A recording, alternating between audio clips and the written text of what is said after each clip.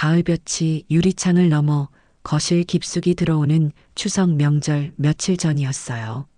저는 아침부터 허리 한번 제대로 펴지 못하고 주방에서 전쟁을 치르고 있었지요.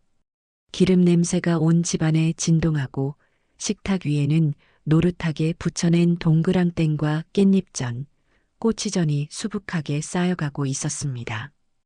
아들 진석이가 특히 좋아하는 잡채에 들어갈 시금치를 데치고 당근을 곱게 채 썰면서도 제 입가에는 흐뭇한 미소가 걸려 있었습니다.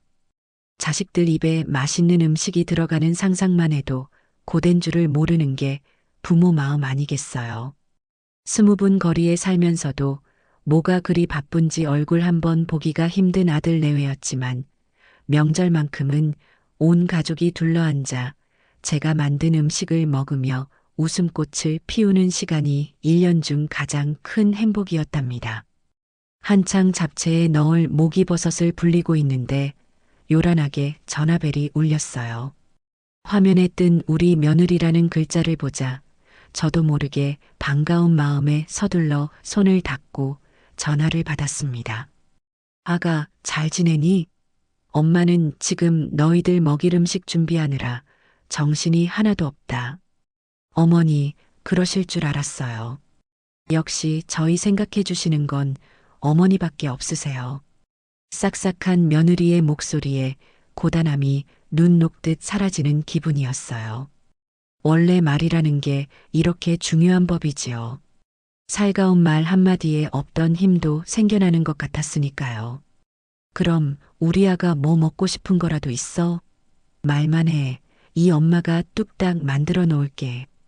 어머니, 그럼 말 나온 김에 부탁 하나만 드릴게요.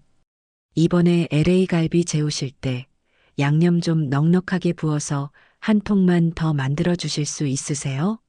저번에 어머니가 해주신 거 회사 동료들이랑 나눠 먹었는데 다들 너무 맛있다고 난리가 났잖아요. 이번에도 좀 갖다 주면 안 되냐고 성화라서요. 순간 제 손이 멈칫했습니다. 물론 칭찬은 고마운 일이지만 그 많은 갈비를 아들 내외도 아니고 며느리의 회사 동료들까지 챙겨야 한다니 조금은 벅차게 느껴졌어요. 안 그래도 얼마 전에 무릎 수술을 한 터라 오래 서 있으면 쑤시고 아팠거든요.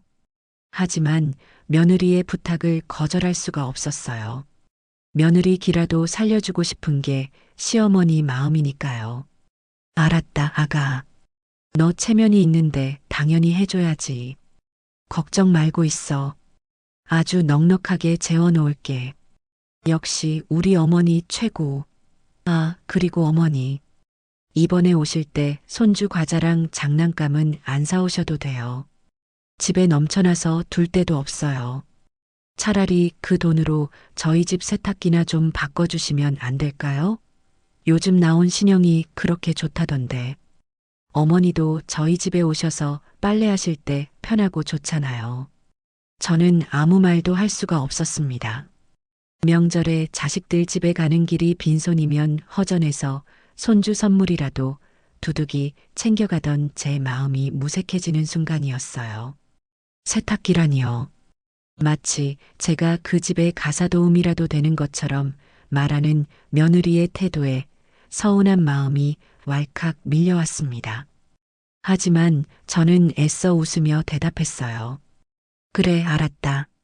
엄마가 한번 알아볼게. 진짜요? 와, 신난다. 역시 어머니밖에 없어요. 그럼 어머니, 명절 때 뵐게요. 음식 너무 무리해서 하지는 마시고요. 전화는 그렇게 끊겼습니다. 달콤한 목소리에 담긴 가시 돋친 요구들. 저는 멍하니 수화기를 내려놓고 한숨을 쉬었습니다. 내가 너무 오냐오냐 키웠나 하는 생각이 들었지만 이내 고개를 저었어요. 하나뿐인 며느리인데 저 정도 부탁 못 들어주겠나 싶었지요. 저는 다시 앞치마를 질끈 동여매고 정육점에 가서 LA 갈비를 추가로 주문했습니다. 이왕 해주는 거 며느리 어깨 으쓱할 수 있도록 최고의 맛을 내리라 다짐하면서요. 그렇게 며칠 밤낮으로 명절 음식을 준비했습니다. 온 집안은 맛있는 냄새로 가득 찼고 냉장고는 아들 내외가 올 날만 기다리는 음식들로 빼곡했어요. 명절 전날 오후, 이제 거의 준비가 마무리될 무렵 아들에게서 전화가 걸려왔습니다. 저는 반가운 마음에 목소리를 높여 전화를 받았어요. 아들, 지금 오는 길이니? 길이 많이 막히지는 않고? 어머니, 저기 드릴 말씀이 있는데요. 아들의 목소리가 평소와 달리 무겁게 가라앉아 있었습니다. 왠지 모를 불길한 예감이 스쳤어요. 왜 그러니? 무슨 일 있어? 사실은 나은이가 어제부터 몸살이 심해서 끙끙 앓아누웠어요. 병원에 다녀왔는데 명절 동안은 절대 안정이 필요하다고 하네요. 뭐, 아가 몸이 안 좋다고? 아이고, 어쩌나. 그래서 병원에서는 뭐라디? 그냥 감기 몸살이 심하게 온 거래요. 그런데 저도 갑자기 회사에 급한 일이 터져서요. 명절 내내 출근해야 할 것 같아요. 정말 죄송해요, 어머니. 이번 추석에는 저희가 못 내려갈 것 같아요. 아들의 말에 저는 망치로 머리를 한 대 맞은 듯 멍해졌습니다. 이 많은 음식을 다 어쩌란 말인가. 밤새 허리가 끊어지도록 준비한 제 정성은 또 어쩌고요. 서운함이 파도처럼 밀려왔지만 아프다는 며느리와 바쁘다는 아들을 탓할 수는 없는 노릇이었습니다. 아이고, 아픈 사람한테 오라고 할 수는 없지. 알았다. 몸조리 잘하라고 전해주렴. 회사 일도 잘 처리하고. 네, 어머니. 죄송해요. 음식은 저희가 주말에 가지러 갈게요. 버리지 말고 꼭 남겨두세요. 그래, 알았다. 걱정 말고 너희 몸이나 챙겨. 참, 손주 용돈이라도 보내줘야 하니 계좌번호 하나 보내라. 저는 애써 덤덤한 척 전화를 끊었습니다. 전화기를 내려놓자마자 다리에 힘이 풀려 주저앉고 말았어요. 텅 빈 집안에 가득한 음식 냄새가 역겹게 느껴졌습니다. 온몸에 힘이 쭉 빠지고 아무것도 하고 싶지 않았어요. 그래도 어쩌겠어요. 자식들이 그렇다는데. 저는 씁쓸한 마음을 달래며 홀로 저녁을 차려 먹었습니다. 다음 날 아침, 차례도 지내지 않는 명절 아침은 유난히 적막했어요. 텔레비전에서는 시끌벅적한 명절 특집 프로그램이 나오고 있었지만 제 귀에는 아무 소리도 들리지 않았습니다. 덩그러니 차려진 상에 앉아 꾸역꾸역 떡국을 한술 뜨고 있는데 갑자기 영상 통화가 걸려왔어요. 하나뿐인 손주였습니다. 저는 언제 그랬냐는 듯 얼굴에 한바구음을 지으며 전화를 받았어요. 우리 강아지, 할머니 보고 싶었어? 할머니, 메리 추석? 화면 가득 손주의 귀여운 얼굴이 나타났습니다. 그런데 아이의 배경이 이상했어요. 시끄러운 소음과 함께 분주하게 움직이는 사람들이 보였거든요. 마치 공항 같았어요. 어머, 우리 손주 지금 어디야? 집이 아닌 것 같은데? 할머니, 저 지금 공항이에요. 엄마랑 외할머니랑 같이 비행기 타러 왔어요. 저 멀리 바다 보러 간대요. 아이는 신이 나서 손을 흔들며 소리쳤습니다. 그 순간 화면 뒤쪽으로 익숙한 얼굴이 보였어요. 화사한 원피스 차림에 선글라스를 낀 며느리, 그리고 그 옆에서 환하게 웃고 있는 안사돈이었습니다. 몸살이 나서 끙끙 앓아눕고 있다던 며느리의 모습은 어디에도 없었어요. 너무나 건강하고 행복해 보였습니다. 며느리가 당황한 표정으로 아이에게 달려와 화면을 가리며 소리쳤습니다. 이 녀석, 지금 누구랑 통화하는 거야? 어서 끊지 못해. 다급하게 통화는 끊겼지만 제 눈에는 모든 것이 선명하게 박혀 있었습니다. 몸살이 났다던 며느리, 회사에 급한 일이 생겼다던 아들. 그 모든 것이 거짓말이었습니다. 그들은 저를 속이고 안사돈과 함께 해외여행을 떠난 것이었어요. 저는 그 자리에 얼어붙은 채 아무것도 할 수 없었습니다. 온몸의 피가 차갑게 식는 기분이었습니다. 수십 년간 자식을 위해 바쳤던 제 인생이 송두리째 부정당하는 순간이었습니다. 한동안 저는 끊어진 전화기 화면만 멍하니 바라보고 있었어요. 머릿속이 하얗게 비어버려 아무런 생각도 할 수 없었어요. 방금 제가 본 것이 현실인지 아니면 헛것을 본 것인지 분간이 가지 않았습니다. 하지만 손주의 천진난만한 목소리와 다급하게 전화를 끊던 며느리의 얼굴, 그리고 그 옆에서 환하게 웃고 있던 안사돈의 모습은 지독하게도 선명했습니다. 시댁 스트레스 안녕이라도 외치는 것 같았지요. 정신을 차리고 보니 온몸이 부들부들 떨리고 있었어요. 심장이 주먹으로 내려치듯 쿵쾅거렸고 숨을 쉬기조차 힘들었습니다. 배신감이라는 단어로는 도저히 설명할 수 없는 감정이 온몸을 휘감았습니다. 저는 비틀거리며 일어나 며느리에게 전화를 걸었습니다. 하지만 돌아오는 것은 전화기가 꺼져 있어라는 차가운 기계음 뿐이었습니다. 아들에게도 전화를 걸었지만 마찬가지였어요. 그들은 작정하고 저를 속인 것이 틀림없었습니다. 저는 자석에 이끌리듯 며느리의 SNS에 접속했습니다. 아니나 다를까 방금 막 새로운 게시물이 올라와 있었어요. 활주로를 배경으로 며느리와 안사돈이 다정하게 얼굴을 맞대고 찍은 사진이었습니다. 그 아래에는 이렇게 적혀 있었지요. 모녀여행 힐링타임, 명절은 이렇게, 시댁 스트레스는 잠시 잊고 충전하고 올게요. 그 글을 읽는 순간 제 눈앞이 캄캄해졌습니다. 시댁 스트레스라니요. 평생을 자식들 뒷바라지만 하며 살아온 저인데 제가 그들에게 스트레스를 주는 존재였다니요. 스크롤을 내리자 지난 몇 달간의 게시물들이 보였습니다. 제가 정성껏 만들어준 반찬 사진 아래에는 시어머니표 하지만 내 입맛엔 너무 짜.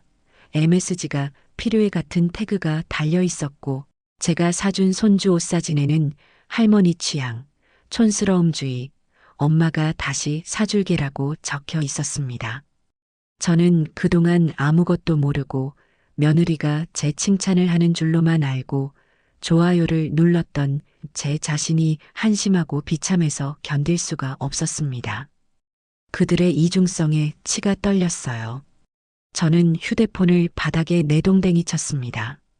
그리고 주방으로 향했어요. 냉장고 문을 열자 지난 며칠간 제가 밤잠 설쳐가며 만든 음식들이 가득 차 있었습니다. 아들이 좋아하는 잡채, 며느리가 노래를 부르던 LA 갈비, 손주를 위해 동글동글하게 빚은 떡갈비. 그 모든 것들이 마치 저의 어리석음을 비웃는 것처럼 보였습니다. 이걸 다 누구를 위해 만든 거란 말인가. 허탈한 웃음이 터져 나왔습니다. 저는 주방 구석에 있던 가장 큰 음식물 쓰레기 봉투를 들고 왔습니다. 그리고는 미친 사람처럼 냉장고 안의 음식들을 마구잡이로 쓸어 담기 시작했어요. 라겔락 통에 담긴 잡채를 봉투에 쏟아부을 때 제 눈에서는 뜨거운 눈물이 쉴 새 없이 흘러내렸습니다.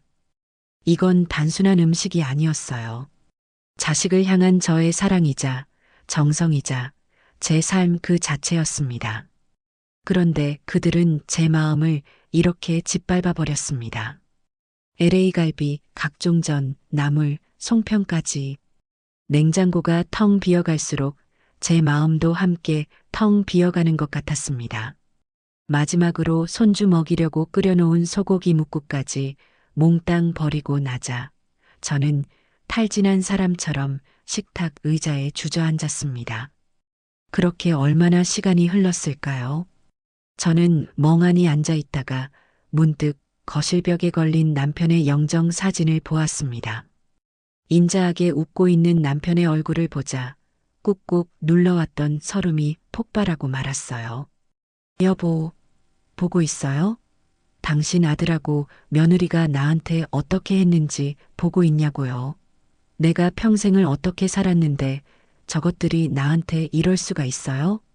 저는 남편의 사진을 끌어안고 어린아이처럼 목 놓아 울었습니다. 남편이 살아있었다면 그 못된 것들 당장 가서 혼쭐을 내주자며 제 등을 두드려 주었을 텐데. 당신 잘못 아니야. 너무 마음 쓰지 마. 라며 따뜻하게 안아주었을 텐데. 남편의 빈자리가 오늘따라 유난히 크고 시리게 느껴졌습니다.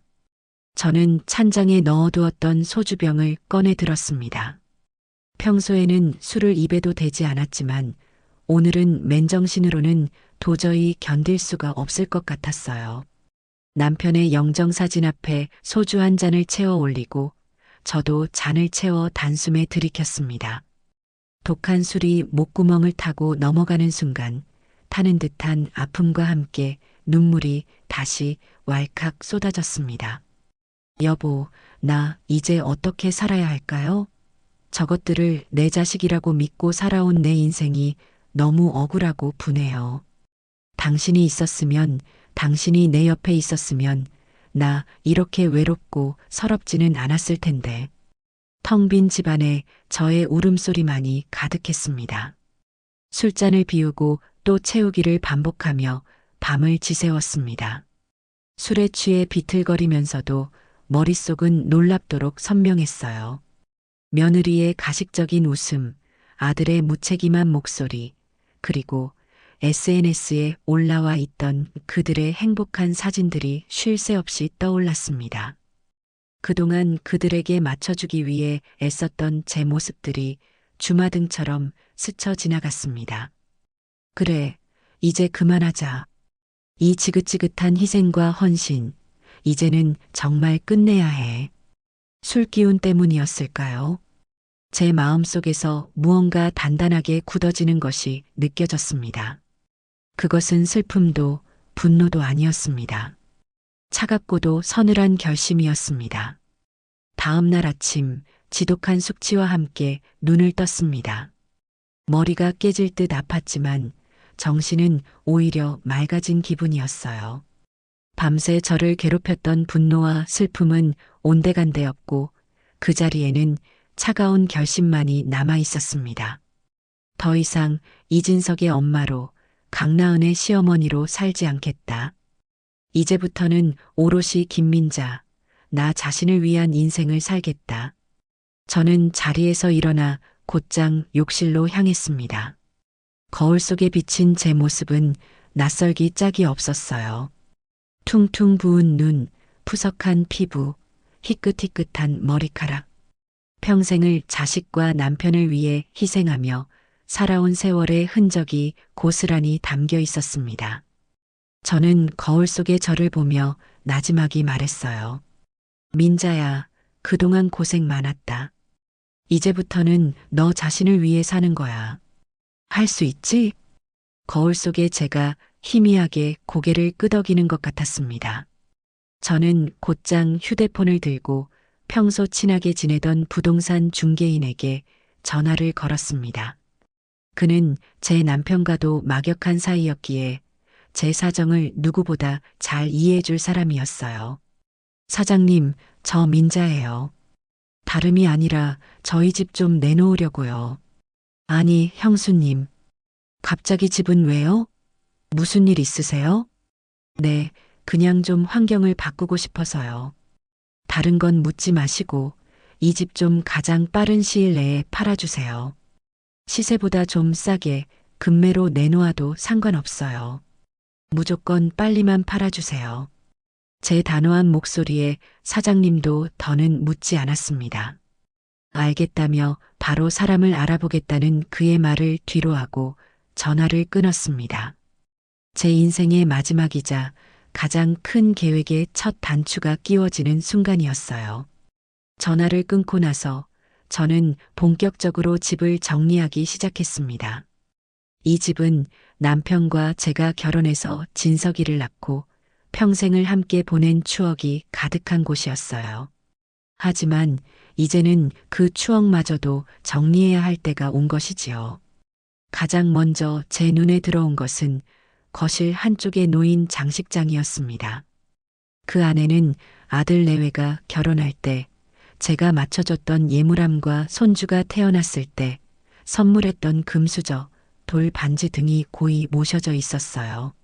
한때는 제 자랑이자 기쁨이었던 물건들이었지요. 저는 망설임 없이 장식장 문을 열고 그것들을 모두 꺼냈습니다. 그리고는 하나씩 사진을 찍어 중고 거래 사이트에 올렸어요. 헐값에 급처분합니다. 물건들은 올리자마자 무섭게 팔려나갔습니다. 저는 씁쓸한 미소를 지으며 택배 상자에 그것들을 포장했습니다. 더 이상 그들에게 저의 시간과 돈, 그리고 마음을 쓰고 싶지 않았습니다. 제 인생에서 그들의 흔적을 하나씩 지워나가는 기분이 들었어요. 아들 내외와 관련된 물건들을 모두 정리하고 나니 집안이 휑해진 것 같았습니다. 하지만 마음은 오히려 가벼워졌어요. 다음으로 정리할 것은 제 옷가지와 살림살이들이었습니다. 평생을 아끼고 모으며 살아온 탓에 집안에는 온갖 물건들이 넘쳐났어요. 저는 과감하게 버리기 시작했습니다. 언젠가 입겠지 하며 쌓아두었던 낡은 옷들, 손님 오면 쓴다며 찬장에 모셔두었던 그릇 세트, 유행지난 가구와 가전제품들까지 아낌없이 버리고 필요한 사람들에게 나눠주었습니다. 짐을 줄일수록 과거의 미련과 속박에서 벗어나는 듯한 해방감이 느껴졌어요. 모든 것을 정리하는 와중에도 차마 버리지 못하는 것들이 있었습니다. 바로 남편과의 추억이 담긴 물건들이었어요. 남편이 제게 처음으로 선물했던 낡은 목걸이, 신혼여행지에서 함께 찍었던 흑백 사진, 그리고 투박한 솜씨로 저를 위해 직접 만들어 주었던 작은 나무 의자. 저는 그 물건들을 따로 챙겨 소중하게 상자에 담았습니다. 낡은 사진 앨범을 펼치자 젊은 시절 남편과 저의 행복했던 모습이 보였습니다.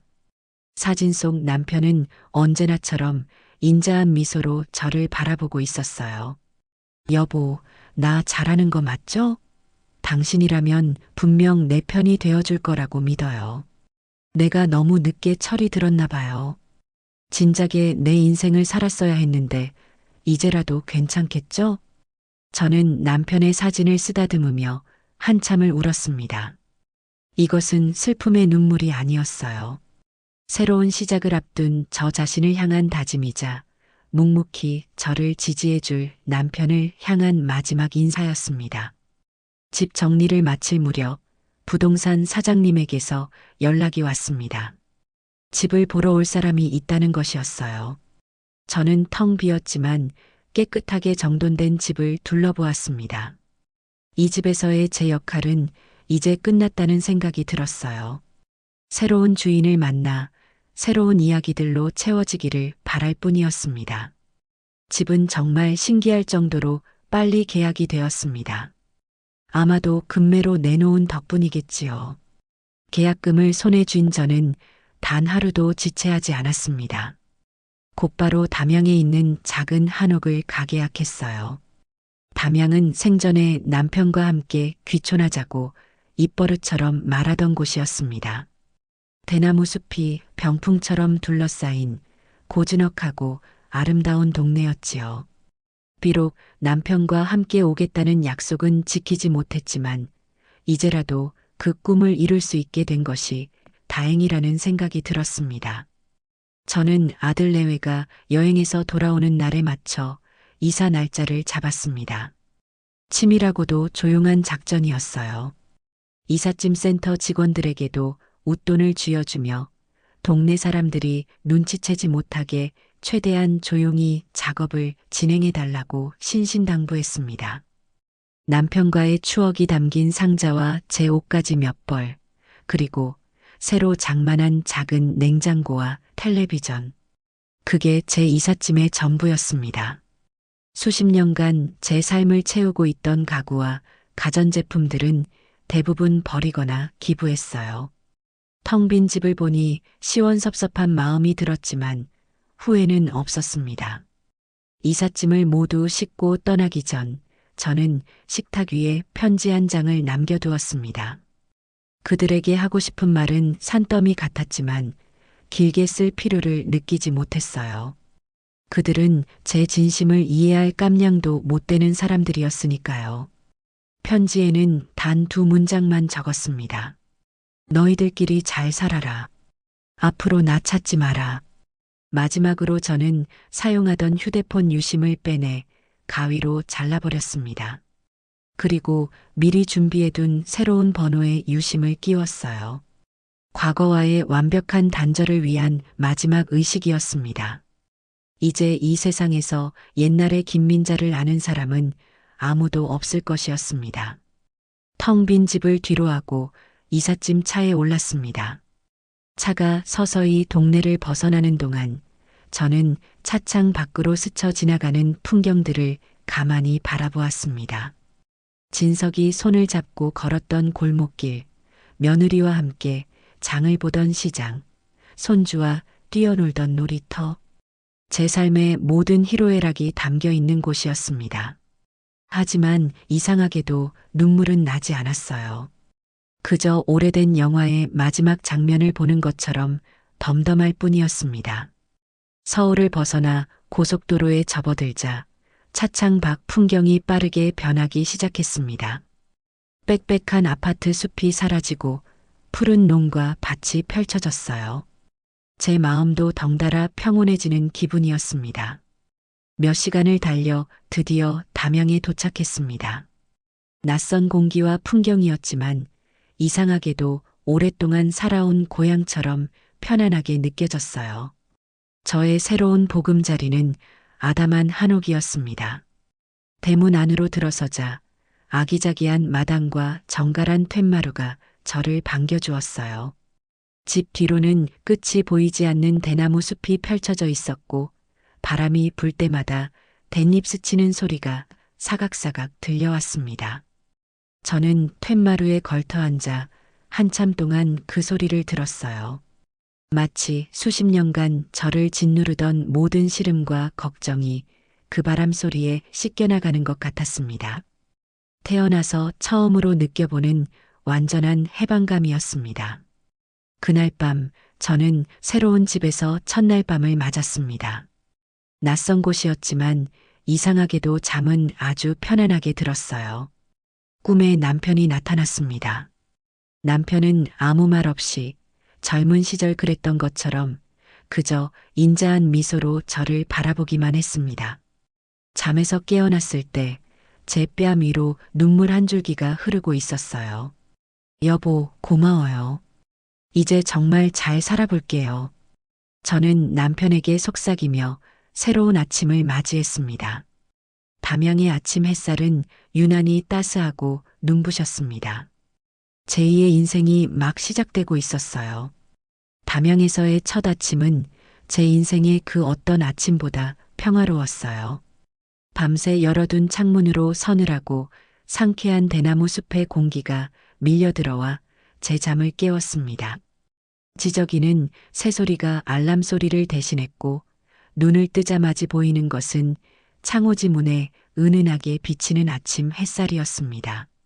서울의 아파트에서는 결코 느껴볼 수 없는 고요함과 안락함이었지요. 찌뿌둥한 몸을 일으켜 툇마루로 나가 기지개를 켜자 온몸의 세포 하나하나가 살아나는 기분이었습니다. 지난 수십 년간 저를 짓누르던 책임감과 의무감이라는 무거운 갑옷을 벗어 던진 듯 몸도 마음도 깃털처럼 가벼웠어요. 우선은 텅 빈 집을 채우는 것부터 시작해야 했습니다.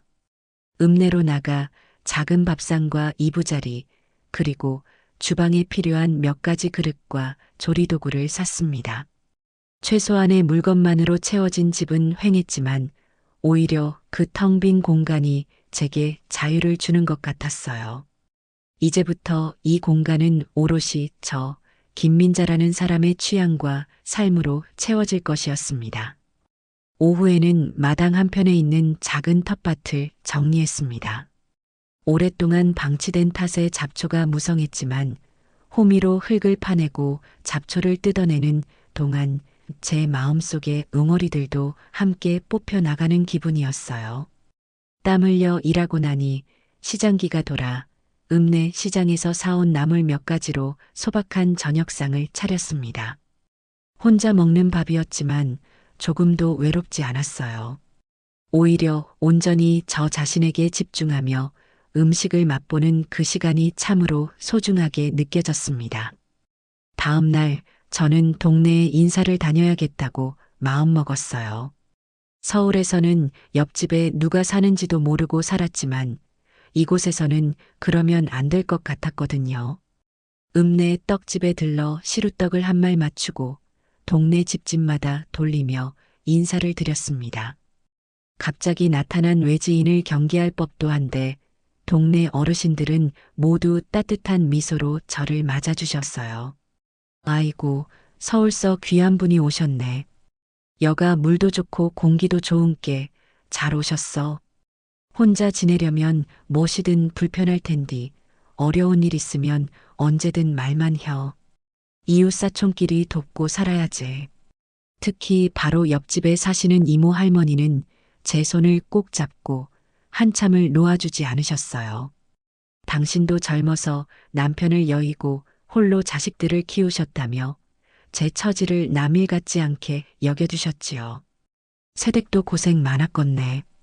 그 마음 내가 다 알지. 그래도 인자 다 있고 편하게 살아. 자식들 다 커서 제 앞가림하면 부모는 인자 제 인생 살아야 하는 것이요. 이모 할머니의 주름진 손에서 전해져 오는 따스함에 저도 모르게 눈시울이 붉어졌습니다. 서울에서는 그 누구에게도 위로받지 못했던 제 마음을 처음 본 할머니가 어루만져 주는 것 같았어요. 저는 그날 이후로 이모 할머니 댁 문턱이 닳도록 드나들며 담양살이에 대한 조언도 얻고 사는 이야기도 나누며 외로움을 달랠 수 있었습니다. 며느리와 안사돈에게서 받았던 상처가 이름 모를 이웃들의 따뜻한 정으로 조금씩 치유되는 기분이었습니다. 그렇게 며칠을 보내며 새로운 삶에 적응해갈 무렵 저는 앞으로 어떻게 살아갈 것인지에 대한 구체적인 계획을 세우기 시작했습니다. 남편이 남겨준 유산과 집을 판 돈이 꽤 있었기에 당장 먹고 사는 것이 문제는 아니었지만 마냥 세월만 보내고 싶지는 않았어요. 제 손으로 무언가를 일구고 그 속에서 삶의 보람을 찾고 싶었습니다. 그러던 어느 날 밤 남편의 유품 상자를 정리하다가 낡은 책 한 권을 발견했어요. 그것은 바로 저희 어머니가 시집 올 때 친정 어머니께 물려받으셨다는 아주 오래된 조리서였습니다. 어머니는 평생 그 조리서를 보며 음식을 만드셨고 저 또한 어깨너머로 어머니의 손맛을 배웠지요. 한 장 한 장 달아빠진 종이를 넘기자 빛바랜 글씨로 빼곡하게 적힌 궁중 요리 비법들이 나타났습니다. 임금님 수라상에나 올랐을 법한 신선로와 구절판, 각종 정과와 탕 요리법까지. 어머니는 젊은 시절 궁에서 일하던 상궁에게 잠시 요리를 배울 기회가 있었다고 하셨는데 그때의 비법들을 잊지 않으려고 이렇게 기록해 두셨던 모양입니다. 저는 홀린 듯이 조리서를 들고 부엌으로 갔습니다. 그리고 그 안에 적힌 대로 밤을 새워가며 몇 가지 음식을 만들어 보았어요. 정성과 시간을 쏟아부어 완성된 음식들은 제가 평생 만들어 왔던 그 어떤 음식보다 깊고 품격 있는 맛을 냈습니다. 그 음식을 맛보는 순간 제 머릿속에 번개처럼 한 가지 생각이 스쳐 지나갔습니다. 이거다. 이걸로 사람들에게 행복을 주는 일을 하자. 다음 날 저는 곧바로 계획을 실행에 옮겼습니다. 제 한옥집의 사랑채를 개조해서 작은 식당을 열기로 결심했어요. 식당 이름은 남편의 이름 진수와 제 정성을 합쳐 진수성찬이라고 지었습니다. 간판은 읍내 서예가 할아버지께 부탁해 근사한 글씨체로 써달았고요. 하루에 오직 5팀 예약 손님만 받습니다. 라는 작은 팻말도 내걸었습니다. 돈을 버는 것보다는 제 음식을 진심으로 즐겨주는 사람들에게 정성껏 대접하고 싶었거든요. 이웃집 이모 할머니의 아들이 목수일을 한다기에 그에게 부탁하여 대나무로 만든 소박하고 정갈한 상과 의자도 들여놓았습니다. 모든 준비가 끝나고 진수성찬이라는 간판이 내걸리던 날, 저는 왠지 모를 벅찬 감정에 한참 동안 간판을 올려다보았습니다. 제 인생 2막이 그렇게 조용하지만 힘차게 시작되고 있었습니다. 제가 담양에서 새로운 삶의 터전을 닫고 있을 무렵 서울에 있는 아들 내외는 일주일간의 달콤한 해외여행을 마치고 집으로 돌아왔습니다. 아마 그들의 머릿 속에는 온통 명품 쇼핑백과 고급 리조트의 추억, 그리고 제게 받아낼 세탁기 생각뿐이었을 거예요. 두 손 가득 면세점 쇼핑백을 들고 현관문 비밀번호를 누르면서도 며느리 강나은은 투덜거리고 있었겠지요. 아, 피곤해. 비행기에서 한숨도 못 잤네. 집에 가자마자 어머니한테 전화해서 반찬 좀 가져오시라고 해야겠다. 냉장고 텅 비었을 거 아냐. 나은아, 그래도 어머니한테 너무 그런 식으로 말하지 마. 명절에 찾아뵙지도 못했는데 죄송하잖아. 죄송하긴 뭐가 죄송해. 우리가 아프다는데 어쩔 거야. 그리고 어머니도 우리가 좀 쉬는 거 좋아하실걸? 괜히 명절에 와서 북적거리는 것보다 낫지. 그나저나 세탁기는 언제 주문해 주신대? 빨리 새 걸로 빨래하고 싶은데. 아들 진석이는 아내의 등살에 아무 말도 못하고 그저 한숨만 내쉬었을 겁니다. 그렇게 문을 열고 집 안으로 들어선 순간 그들은 눈앞에 펼쳐진 광경에 할 말을 잃었을 거예요. 있어야 할 소파와 텔레비전, 식탁이 감쪽같이 사라지고 텅 빈 거실에는 싸늘한 공기만이 감돌고 있었으니까요. 이게 다 뭐야? 도둑이라도 든 거야? 진석이가 당황해서 소리치자 나은이는 거실 바닥을 이리저리 살피더니 소파 자국이 없는 것을 보고는 고개를 갸웃거렸을 겁니다. 도둑이 들었다기엔 집이 너무나 깨끗하고 정갈했으니까요. 마치 처음부터 아무것도 없었던 공간처럼. 그때 식탁이 있던 자리에 덩그러니 놓인 흰 봉투 하나가 그들의 눈에 들어왔습니다. 진석이가 떨리는 손으로 봉투를 집어들자 그 안에서 제 필체가 담긴 짧은 편지지가 나왔어요. 너희들끼리 잘 살아라. 앞으로 나 찾지 마라.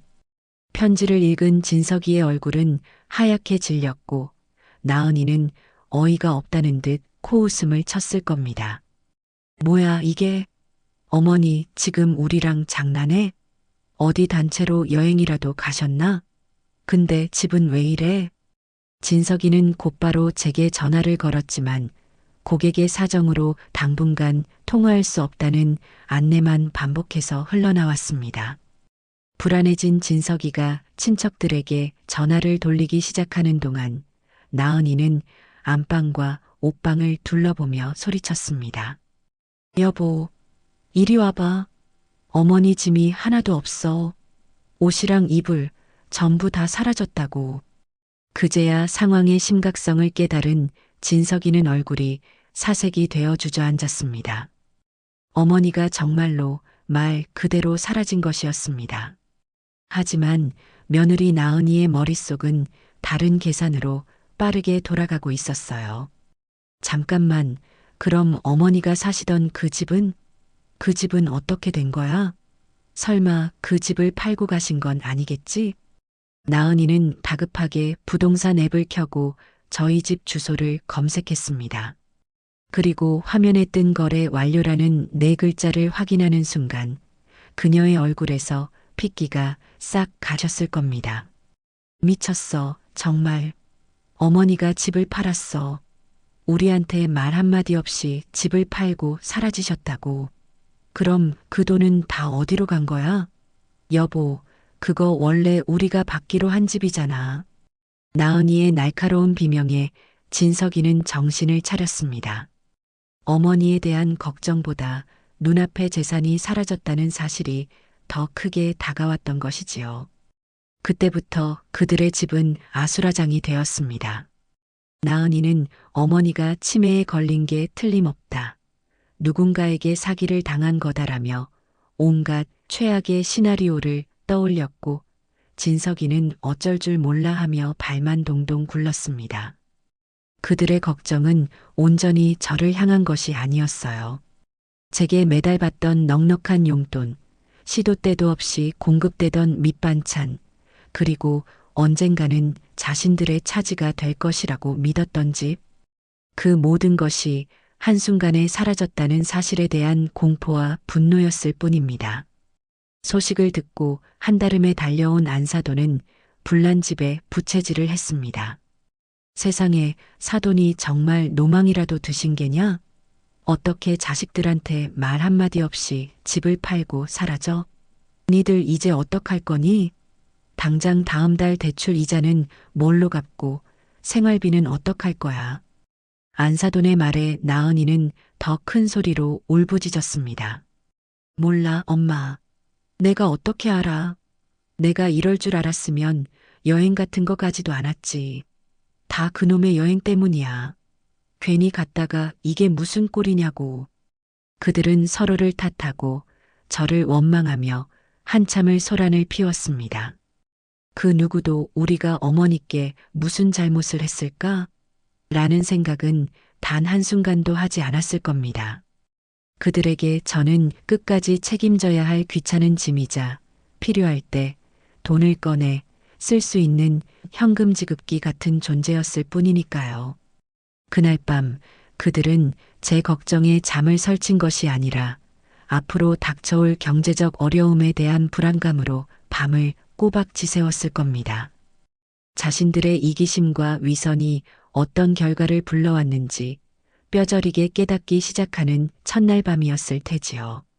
서울의 아들네 집이 발칵 뒤집힌 줄도 모르고 담양에서의 제 삶은 하루가 다르게 활기를 띠어갔습니다. 진수성찬의 문을 연 첫날은 사실 걱정이 많았어요. 이런 시골 구석까지, 그것도 예약까지 해가며 밥을 먹으러 올 사람이 있을까 싶었거든요. 하지만 제 걱정은 기우였습니다. 첫 손님은 담양으로 여행 온 젊은 부부였는데 우연히 골목을 지나다가 진수성찬이라는 간판을 보고 호기심에 예약을 했다고 해요. 저는 조리서에 적힌 대로 정성을 다해 음식을 준비했습니다. 대나무 통에 쪄낸 영양밥과 담백하게 끓여낸 버섯 들깨탕, 그리고 텃밭에서 갓 뜯어낸 채소들로 만든 신선한 나물 무침.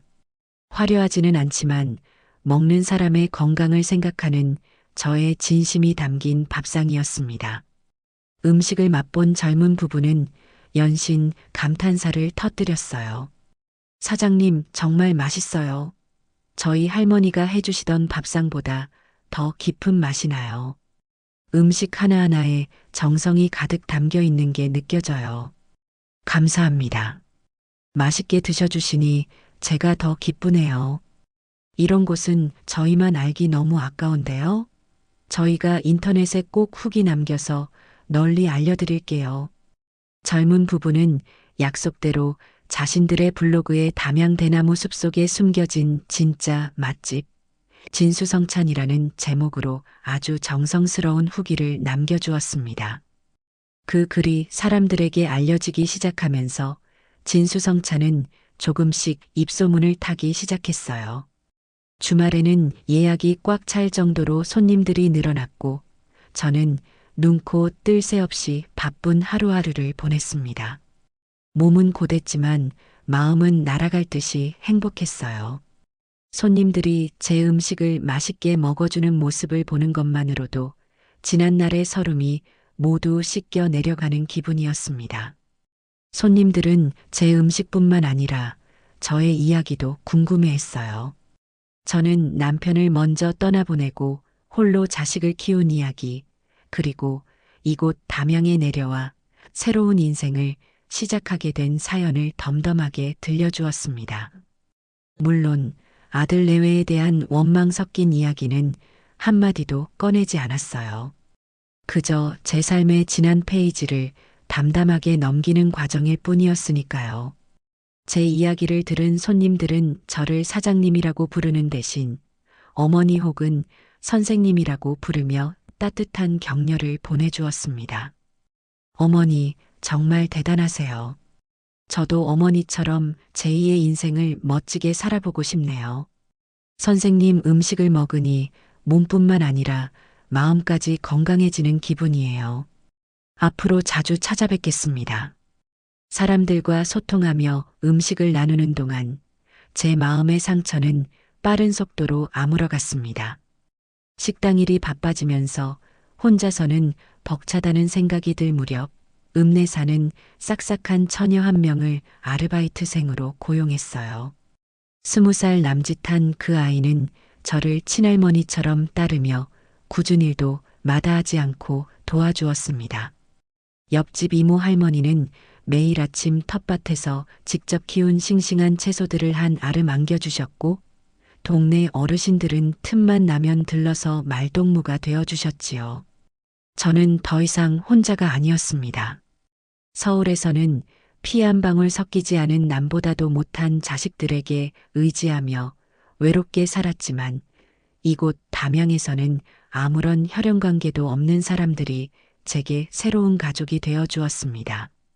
저녁 장사를 마치고 아르바이트생과 함께 늦은 저녁을 먹으며 도란도란 이야기를 나누는 시간, 주말 오후 툇마루에 앉아 이모 할머니와 함께 쑥을 다듬는 시간, 그리고 제 음식을 맛보기 위해 먼 길을 찾아와 준 손님들과 웃음꽃을 피우는 시간.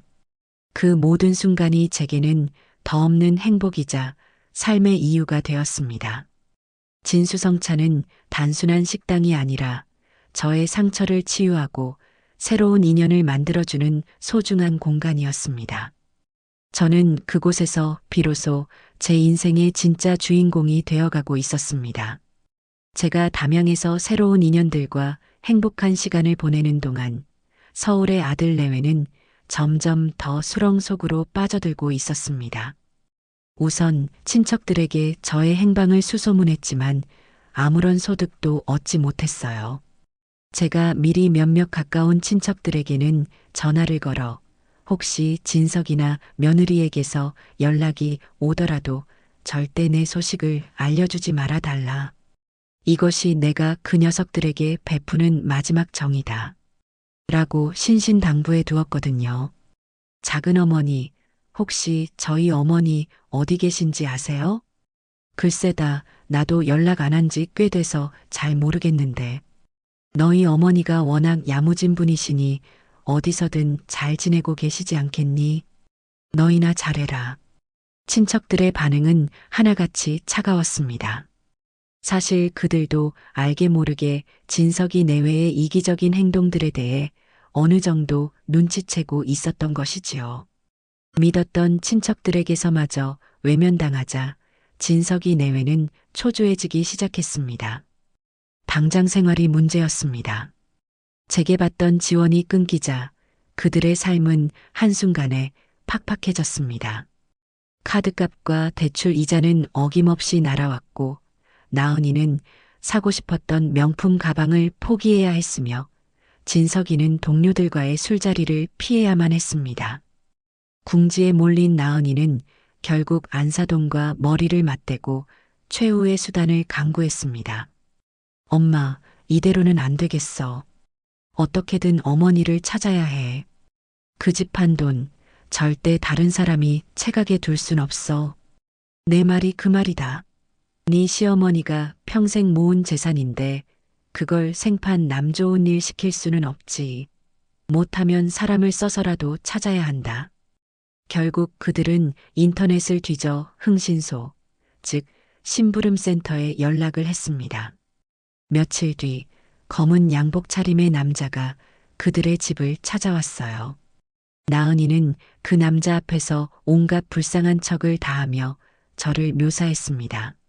저희 어머니가요, 연세가 많으셔서 그런지 요즘 부쩍 깜빡깜빡하시고 이상한 말씀을 하실 때가 많았어요. 저희가 걱정돼서 잠시 여행 다녀온 사이에 글쎄, 집을 팔고 사라지신 거예요. 분명 나쁜 사람에게 속아서 어딘가에 감금되어 계신 게 틀림없어요. 제발 저희 어머니 좀 찾아주세요. 며느리는 눈물까지 글썽이며 저를 치매 걸린 노인으로 둔갑시켰습니다. 제 재산을 노리는 파렴치한 사기꾼에게서 저를 구해내야 한다는 논리였지요. 그들의 이야기를 듣는 흥신소 직원의 눈빛이 어떻게 변했을지는 안 봐도 뻔했습니다. 그는 거액의 착수금을 받고는 며칠 안에 제 행방을 찾아주겠다고 장담하고 돌아갔습니다. 그때부터 그들은 흥신소의 연락만 목이 빠져라 기다렸습니다. 진석이는 회사 일도 손에 잡히지 않았고 나은이는 하루에도 몇 번씩 흥신소에 전화를 걸어 진행 상황을 확인하며 직원을 닥달했습니다. 그들에게 저는 더 이상 어머니가 아니었어요. 그저 찾아내야 할 동가방일 뿐이었습니다. 그리고 며칠 뒤 드디어 흥신소로부터 연락이 왔습니다. 찾았습니다. 김민자 씨, 전라남도 담양에 계십니다. 담양이요? 거기서 뭘 하신대요? 중록원 근처에서 작은 한정식 집을 하고 계시더군요. 진수성찬이라고 동네에서는 꽤 알려진 맛집인 것 같습니다. 흥신소 직원의 말에 나은이와 안사도는 잠시 할 말을 잃었습니다. 사기당해서 어딘가에 갇혀 있을 거라 생각했던 제가 유유자적 맛집 사장님 노릇을 하고 있다는 사실이 믿기지 않았던 것이지요. 하지만 이내 나은이의 입가에 교활한 미소가 번졌습니다. 찾았으면 됐어. 엄마, 우리 당장 담양으로 가자. 가서 어머니 모시고 그 식당이랑 남은 돈도 다 정리해야지. 어머니 혼자서 그런 걸 어떻게 관리하시겠어. 당연히 아들인 우리 여보가 관리해야지. 그들의 눈은 다시 탐욕으로 번뜩이기 시작했습니다. 그들은 곧장 담양으로 향할 채비를 했습니다. 자신들이 저지른 잘못을 뉘우치고 용서를 구하러 가는 길이 아니었어요. 자신들의 재산을 되찾으러 가는 약탈자와도 같은 행보였습니다. 그들은 차를 몰아 담양으로 향하며 저를 어떻게 구슬리고 협박해서 다시 서울로 데려올지, 그리고 제 돈을 어떻게 차지할지에 대한 작전 회의를 시작했을 겁니다. 평화롭던 담양의 제 일상 위로 검은 그림자가 서서히 다가오고 있었습니다. 점심 장사가 한창인 평화로운 오후였어요. 진수성찬의 마당에는 따스한 가을볕이 쏟아지고 있었고 식당 안은 손님들의 나직한 담소와 맛있는 음식 냄새로 가득 차 있었지요. 저는 주방과 홀을 오가며 손님들의 식사를 챙기고 아르바이트생 수진이는 낭낭한 목소리로 손님들을 맞이하며 분주하게 움직였습니다. 예약 손님들의 상에 마지막 후식인 대추전과와 시원한 매실차를 내어드리고 잠시 한숨을 돌리려던 바로 그 순간이었습니다. 식당 대문이 거칠게 열리며 그 평화를 깨뜨리는 불청객들이 모습을 드러냈어요. 서울의 번화가에서나 어울릴 법한 화려한 옷차림의 며느리 강나은, 그리고 그 뒤에는 잔뜩 주눅이 든 채 초조한 얼굴로 서 있는 아들 이진석이었습니다. 그들의 갑작스러운 등장은 마치 잔잔한 호수에 누군가 커다란 돌을 던진 것만 같았어요. 식당 안의 모든 소음이 거짓말처럼 멈췄고 손님들의 시선이 모두 그들에게로 쏠렸습니다. 어머니, 여기서 정말 이러고 계셨어요? 가장 먼저 침묵을 깬 것은 아들 진석이었습니다. 금방이라도 울음을 터뜨릴 것 같은 얼굴로 제게 다가오며 말했어요. 저희가 얼마나 찾아다녔는지 아세요? 어머니, 제발 저희가 잘못했어요. 다신 안 그럴게요. 그러니 제발 저희랑 같이 집으로 가요. 네. 저는 아들의 그 가증스러운 연극에 아무런 대꾸도 하지 않았습니다. 그저 차가운 시선으로 아들의 얼굴을 빤히 바라보았지요. 제 침묵에 당황한 진석이가 제 팔을 잡으려던 순간 제가 나지막하지만 단호한 목소리로 입을 열었어요. 여기가 내 집이다. 네. 어머니, 그게 무슨. 여기가 이제는 내 집이라고 했다. 그리고 너희 집은 너희가 알아서 지키는 거고, 나는 이제 너희 인생에 관여할 생각 없으니 너희도 내 인생에 더는 상관하지 말아줬으면 좋겠구나. 제 말에 진석이가 충격을 받은 듯 멍하니 서 있자 뒤에서 팔짱을 끼고 상황을 지켜보던 며느리 나은이가 앞으로 나섰습니다. 그녀는 저를 위아래로 훑어보더니 비웃음이 가득한 목소리로 말했어요. 어머니, 지금 저희랑 해보자는 거예요? 어떻게 자식들한테 말 한마디 없이 집을 팔고 도망치듯 내려와서 이런 총구석에 식당을 차릴 수가 있으세요? 저희가 얼마나 걱정하고 또 어머니 때문에 얼마나 망신을 당했는지 아시냐고요. 망신? 내가 너희에게 망신을 주었단 말이냐? 그럼요. 동네 사람들이 다 수군거려요. 저희가 어머니를 내쫓은 불효막심한 자식들이라고요. 어머니, 저희도 사회적 지위와 체면이라는 게 있는 사람들이에요. 제발 저희 생각 좀 해주세요. 여기서 이러지 마시고 저희랑 조용히 올라가서 해결해요. 저는 기가 막혀서 헛웃음이 나왔습니다. 저를 걱정한 것이 아니라 남들에게 보일 자신들의 체면을 걱정하고 있었던 거예요.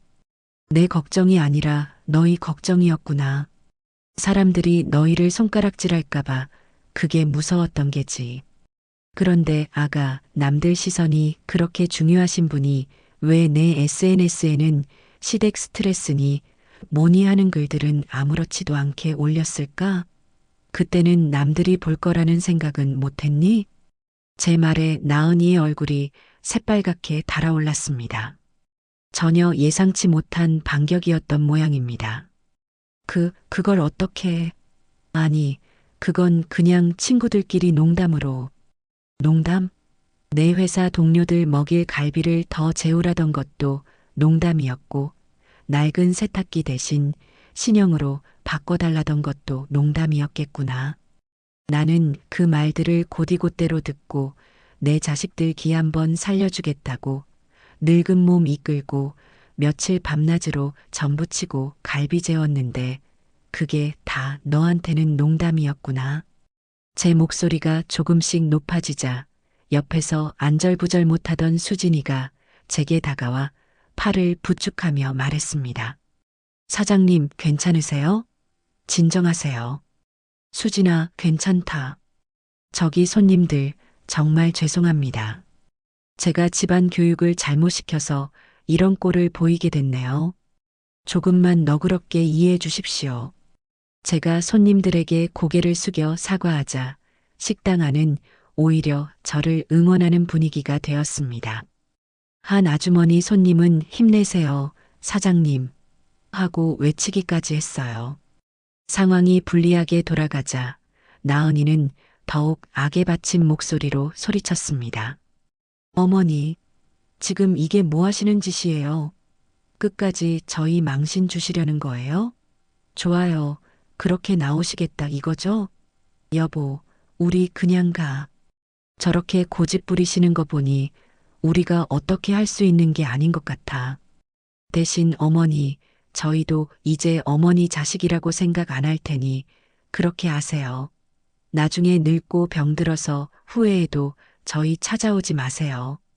며느리는 마지막까지 악담을 퍼붓고는 진석이의 팔을 잡아 끌고 밖으로 나가버렸습니다. 진석이는 끝까지 미련을 버리지 못한 채 제게 애원하는 눈빛을 보내며 마지못해 끌려나갔어요.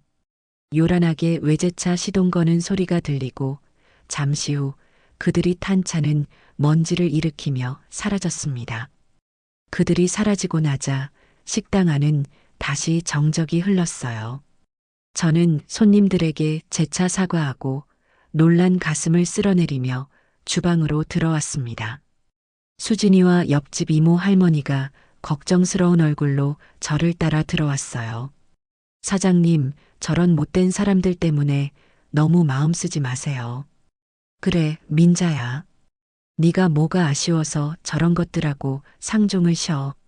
아주 잘했다. 속이 다 시원하네. 두 사람의 따뜻한 위로에 저는 애써 미소를 지어 보였습니다. 괜찮아요.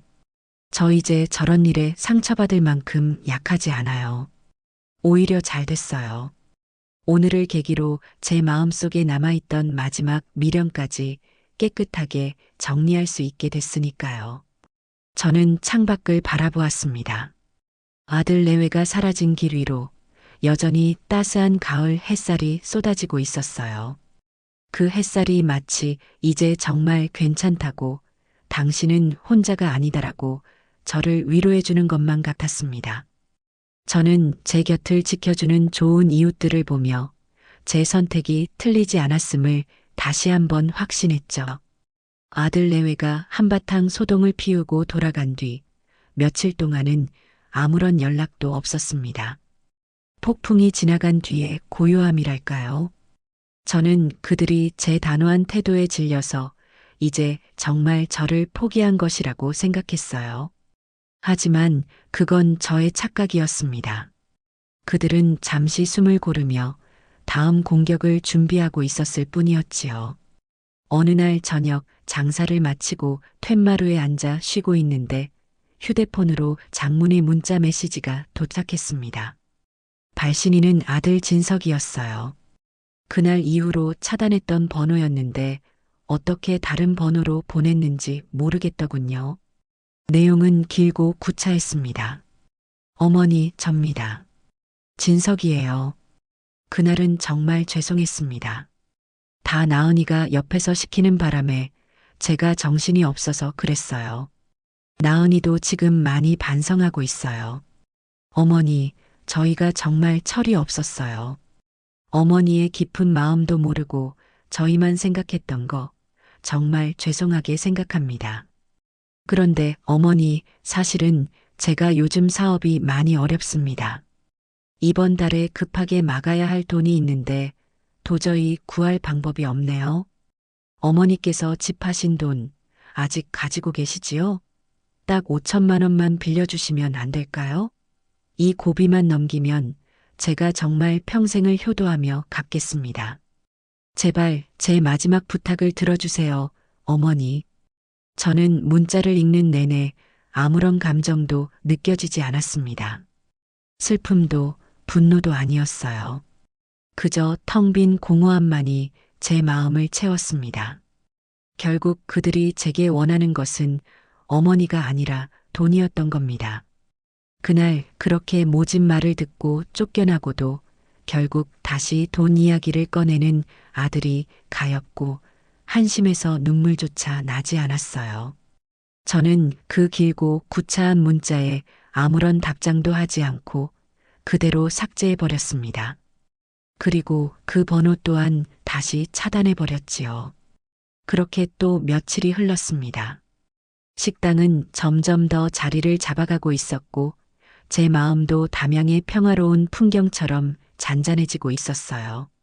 그러던 어느 날 오후 식당으로 작은 소포가 하나 배달되었습니다. 발신인의 이름도 주소도 적혀 있지 않은 정체불명의 소포였어요. 저는 고개를 갸웃거리며 소포를 받아들었습니다. 무게가 제법 묵직했어요. 수진아, 혹시 우리가 주문한 거 온 거 있니? 아니요, 사장님. 없는 것 같은데요? 저는 조심스럽게 상자를 열었습니다. 상자 안에는 뽁뽁이에 감싸인 작은 물건 하나와 빳빳하게 접힌 종이 한 장이 들어 있었어요. 뽁뽁이를 풀어보는 순간 저는 숨을 멈췄습니다. 그 안에서 나온 것은 바로 제 남편이 평생을 손목에 차고 다녔던 낡은 시계였기 때문입니다. 남편이 돌아가신 후 제가 유품으로 고이 간직하다가 진석이에게 나중에 내 아들에게 물려주라며 건넸던 바로 그 시계였습니다. 이게 왜 여기에? 저는 떨리는 손으로 함께 들어있던 종이를 펼쳤습니다. 그것은 다름 아닌 전당포 딱지였습니다. 물품명 롤렉스 남성 시계. 대출금 500만 원. 저는 그 글자를 보는 순간 온몸의 피가 차갑게 식는 것을 느꼈습니다. 제 아들이 아버지의 유품을 전당포에 맡기고 고작 500만 원을 빌렸던 것입니다. 제가 5천만 원을 빌려주지 않자 최후의 수단으로 아버지의 시계를 판 것이나 다름없었습니다. 저는 그 자리에 주저앉아 남편의 시계를 품에 안고 대성통곡했습니다. 이것은 단순한 돈 문제가 아니었어요. 아들은 자신의 아버지를 그리고 남편을 그리워하는 제 마음을 고작 돈 몇 푼과 맞바꾼 것이었습니다. 시계의 낡은 가죽끈에서는 여전히 남편의 채취가 희미하게 남아있는 것 같았어요. 시계 유리에 난 자잘한 흠집 하나하나에 남편과 저의 행복했던 시간들이 담겨 있었습니다. 그런데 아들은 그 모든 추억과 가치를 짓밟아 버렸습니다. 그 순간 아들에 대한 마지막 기대와 연민마저 산산조각 나버렸습니다. 저는 한참을 울다가 눈물을 닦고 자리에서 일어났습니다. 그리고 곧장 읍내 금은방으로 가 제 목에 걸려있던 유일한 재산이었던 작은 금목걸이를 팔았습니다. 그리고 그 돈으로 전당포 딱지에 적힌 계좌로 500만 원을 송금하고 시계를 되찾아왔습니다. 다시 제 손으로 돌아온 남편의 시계. 저는 그것을 깨끗한 용으로 정성껏 닦았습니다. 그리고 튼튼한 상자에 넣어 아들이 보냈던 것과 똑같이 소포로 붙였습니다. 소포 안에는 시계와 함께 짧은 편지 한 장을 넣었어요. 이 시계는 아버지를 기억하고 그리워하는 사람만이 가질 자격이 있다. 너는 그 자격을 오늘부로 완전히 잃었다. 다시는 이것을 욕되게 하지 마라. 이것은 제가 아들에게 보내는 마지막 선물이자 마지막 경고였습니다. 이제 정말 저와 아들의 인연은 여기까지라는 것을 확인하는 너무나도 슬프고 비참한 의식이었습니다.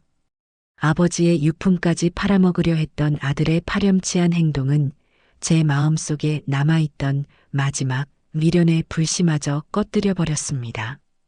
저는 이제 그들을 완벽한 타인으로 대하기로 결심했어요. 하지만 그들은 제 결심을 비웃기라도 하듯 더욱 집요하고 악랄한 방법으로 저를 괴롭히기 시작했습니다. 그 선봉에는 바로 안사돈이 있었지요.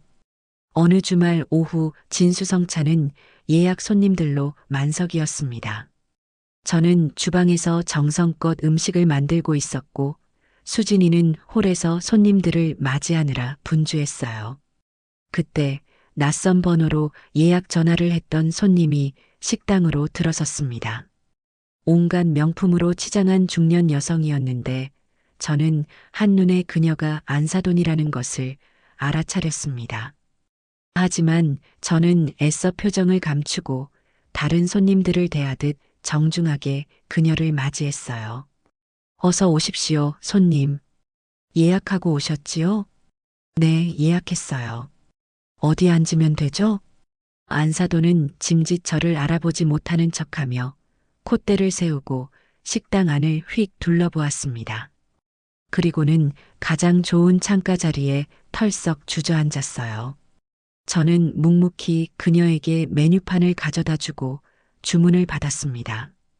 그녀는 가장 비싼 정식 메뉴를 주문하고는 팔짱을 낀 채 도도한 표정으로 저를 지켜보았습니다.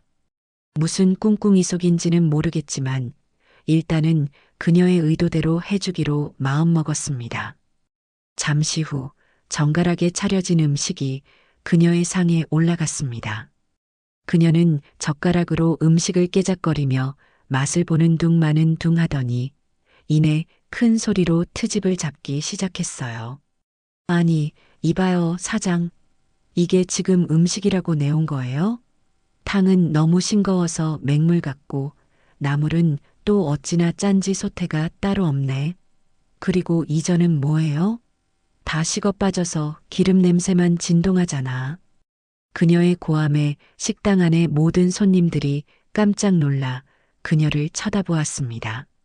저는 다른 손님들에게 피해가 갈까 싶어 조용히 그녀의 테이블로 다가갔습니다. 그리고는 허리를 숙여 정중하게 말했어요. 손님, 음식이 입에 맞지 않으셨다니 정말 죄송합니다. 불편하신 점이 있으시면 말씀해 주세요. 바로 다시 조리해 드리겠습니다. 다시 해오면 이게 맛이 달라져? 당신 음식 솜씨가 형편없구먼.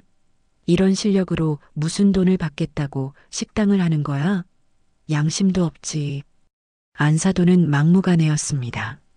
저는 그녀가 일부러 행패를 부리기 위해 찾아왔다는 것을 확신했어요. 아마도 제 식당 평판을 바닥으로 떨어뜨려 장사를 망하게 할 속셈이었겠지요. 저는 조용히 앞치마 주머니에 넣어둔 휴대폰의 녹음 버튼을 눌렀습니다. 그리고는 그녀를 식당 밖 마당으로 정중하게 안내했어요. 손님, 다른 손님들 식사에 방해가 되니 잠시 저와 밖으로 나가서 이야기하시지요. 뭐, 내가 뭘 어쨌다고 나가? 여기가 어디라고 나를 끌어내. 안사도는 버티려고 했지만 저는 단호하게 그녀를 이끌었습니다. 마당으로 나온 그녀는 본색을 드러내기 시작했어요. 사돈, 정말 이럴 거예요? 내 딸이 사돈 때문에 지금 피눈물을 흘리고 있다는 거 알아요? 몰라요? 사돈이라니요, 손님. 저는 손님을 처음 뵙는 것 같은데요.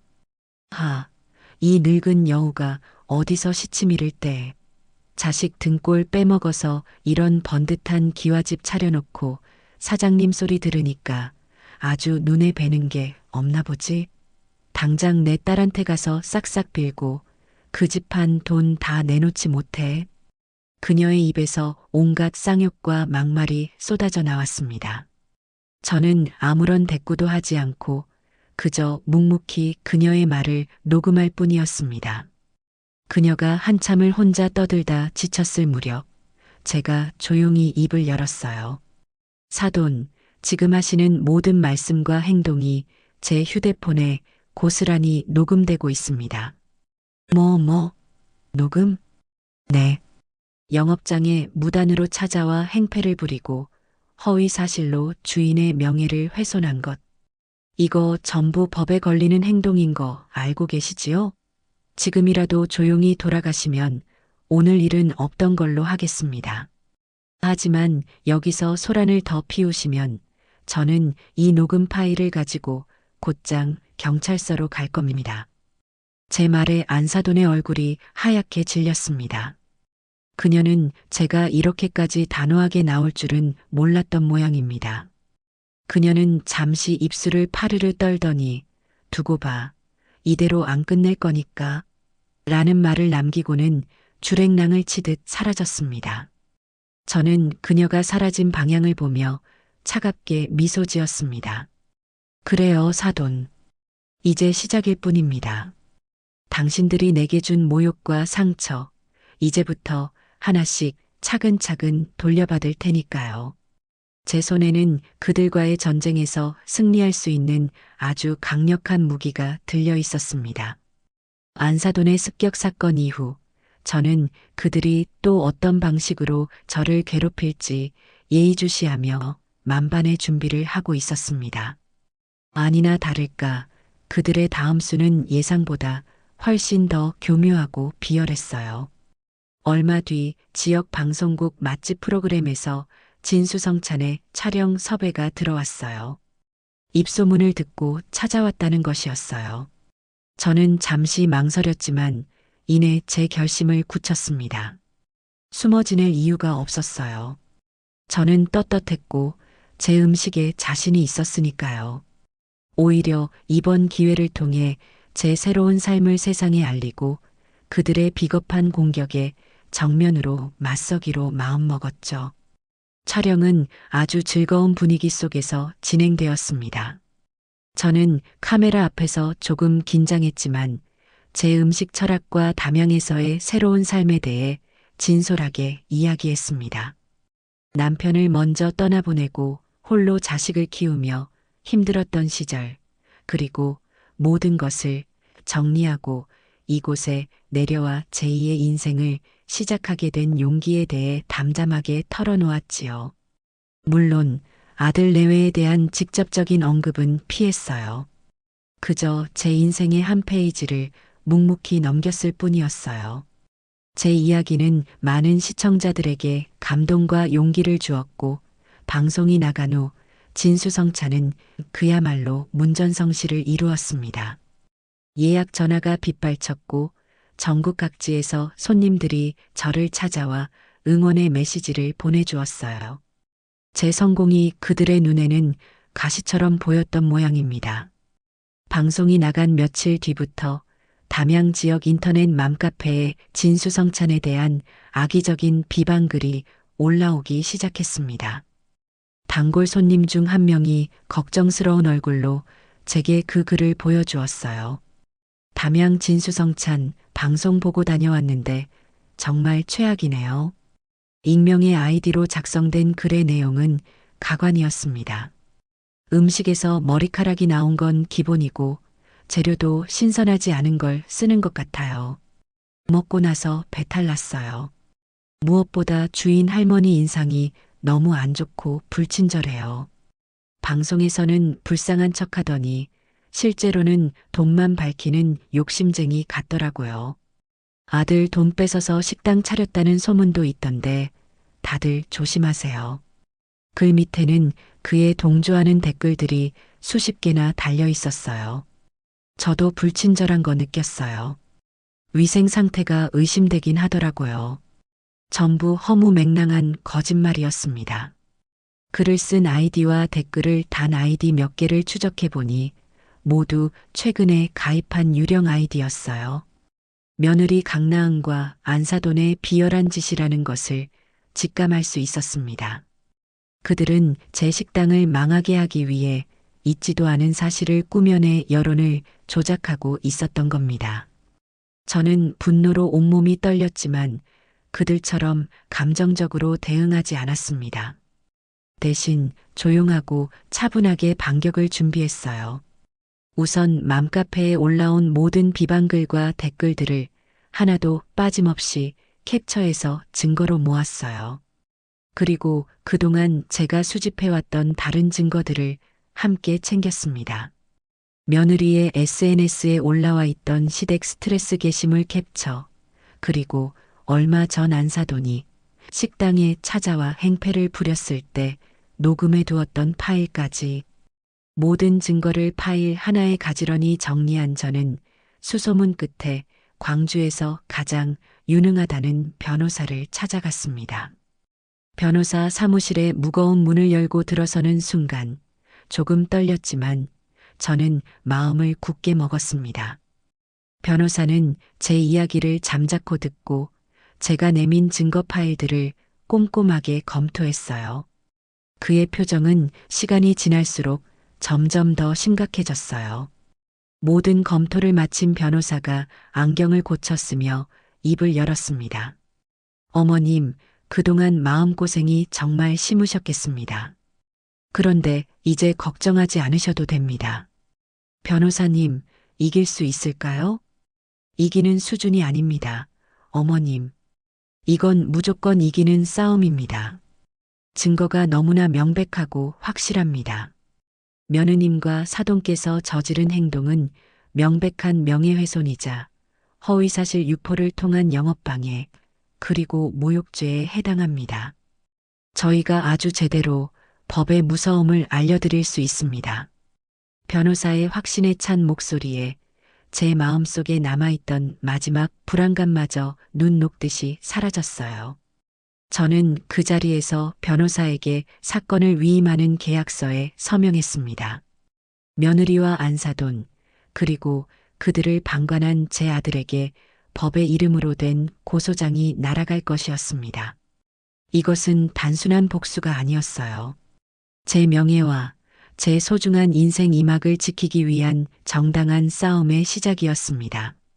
변호사 사무실을 나오는 제 발걸음은 그 어느 때보다 가볍고 단단했어요. 법이라는 것은 감정에 휘둘리지 않기에 더 무서운 법이지요. 제가 보낸 두툼한 고소장은 정확히 일주일 뒤 서울에 있는 그들의 안식처라고 믿었던 아파트에 도착해 그들이 쌓아 올린 위선과 거짓의 성벽을 단숨에 무너뜨리기 시작했습니다. 우편함에 꽂힌 법원 등기를 발견했을 때 며느리 나은이의 표정이 어땠을지는 상상하고도 남음이 있었습니다. 아마 그녀는 대수롭지 않게 서류를 뜯어보다가 피고소인 강나은, 박순자라는 글자와 함께 명예훼손 및 영업방해라는 죄목을 보고는 그대로 얼어붙었을 겁니다. 곧이어 안사돈에게서 불이 나게 전화가 걸려왔겠지요. 나은아, 너도 이거 받았니? 이게 다 뭐냐? 그 늙은이가 정말 우리를 고소했어. 세상에 미쳐도 곱게 미쳐야지. 엄마, 나 지금 손이 다 떨려서 말을 못하겠어. 여기 적힌 거 봐.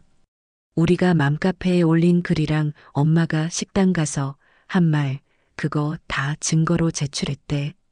이거 우리 정말 경찰서 가야 하는 거야? 경찰서? 내가 이 나이에 경찰서를 왜 가? 당장 그 변호사라는 작자한테 전화해서 따져야 하는 거 아니야? 안 돼, 엄마. 여기 쓰여 있잖아. 당사자에게 직접 연락할 경우 접근금지 위반으로 처벌이 가중될 수 있다고. 우리 이제 어떡해? 여보, 이리 와봐. 당신 어머니가 우리 고소했어. 당신이 어떻게 좀 해봐. 그들의 집은 그야말로 아수라장이 되었을 겁니다. 서로에게 책임을 떠넘기고 비명을 지르고 후회와 원망을 토해냈겠지요. 하지만 엎질러진 물을 다시 주워 담을 수는 없는 법. 그들이 저지른 일에 대한 대가는 이제부터 혹독하게 치러야만 했습니다. 그들의 공포가 현실이 되기까지는 그리 오랜 시간이 걸리지 않았습니다. 며칠 뒤 제 식당 마당으로 익숙한 차 한 대가 미끄러지듯 들어왔습니다. 운전석에서 내린 것은 한눈에 보기에도 헬쑥해진 아들, 진석이 혼자였어요.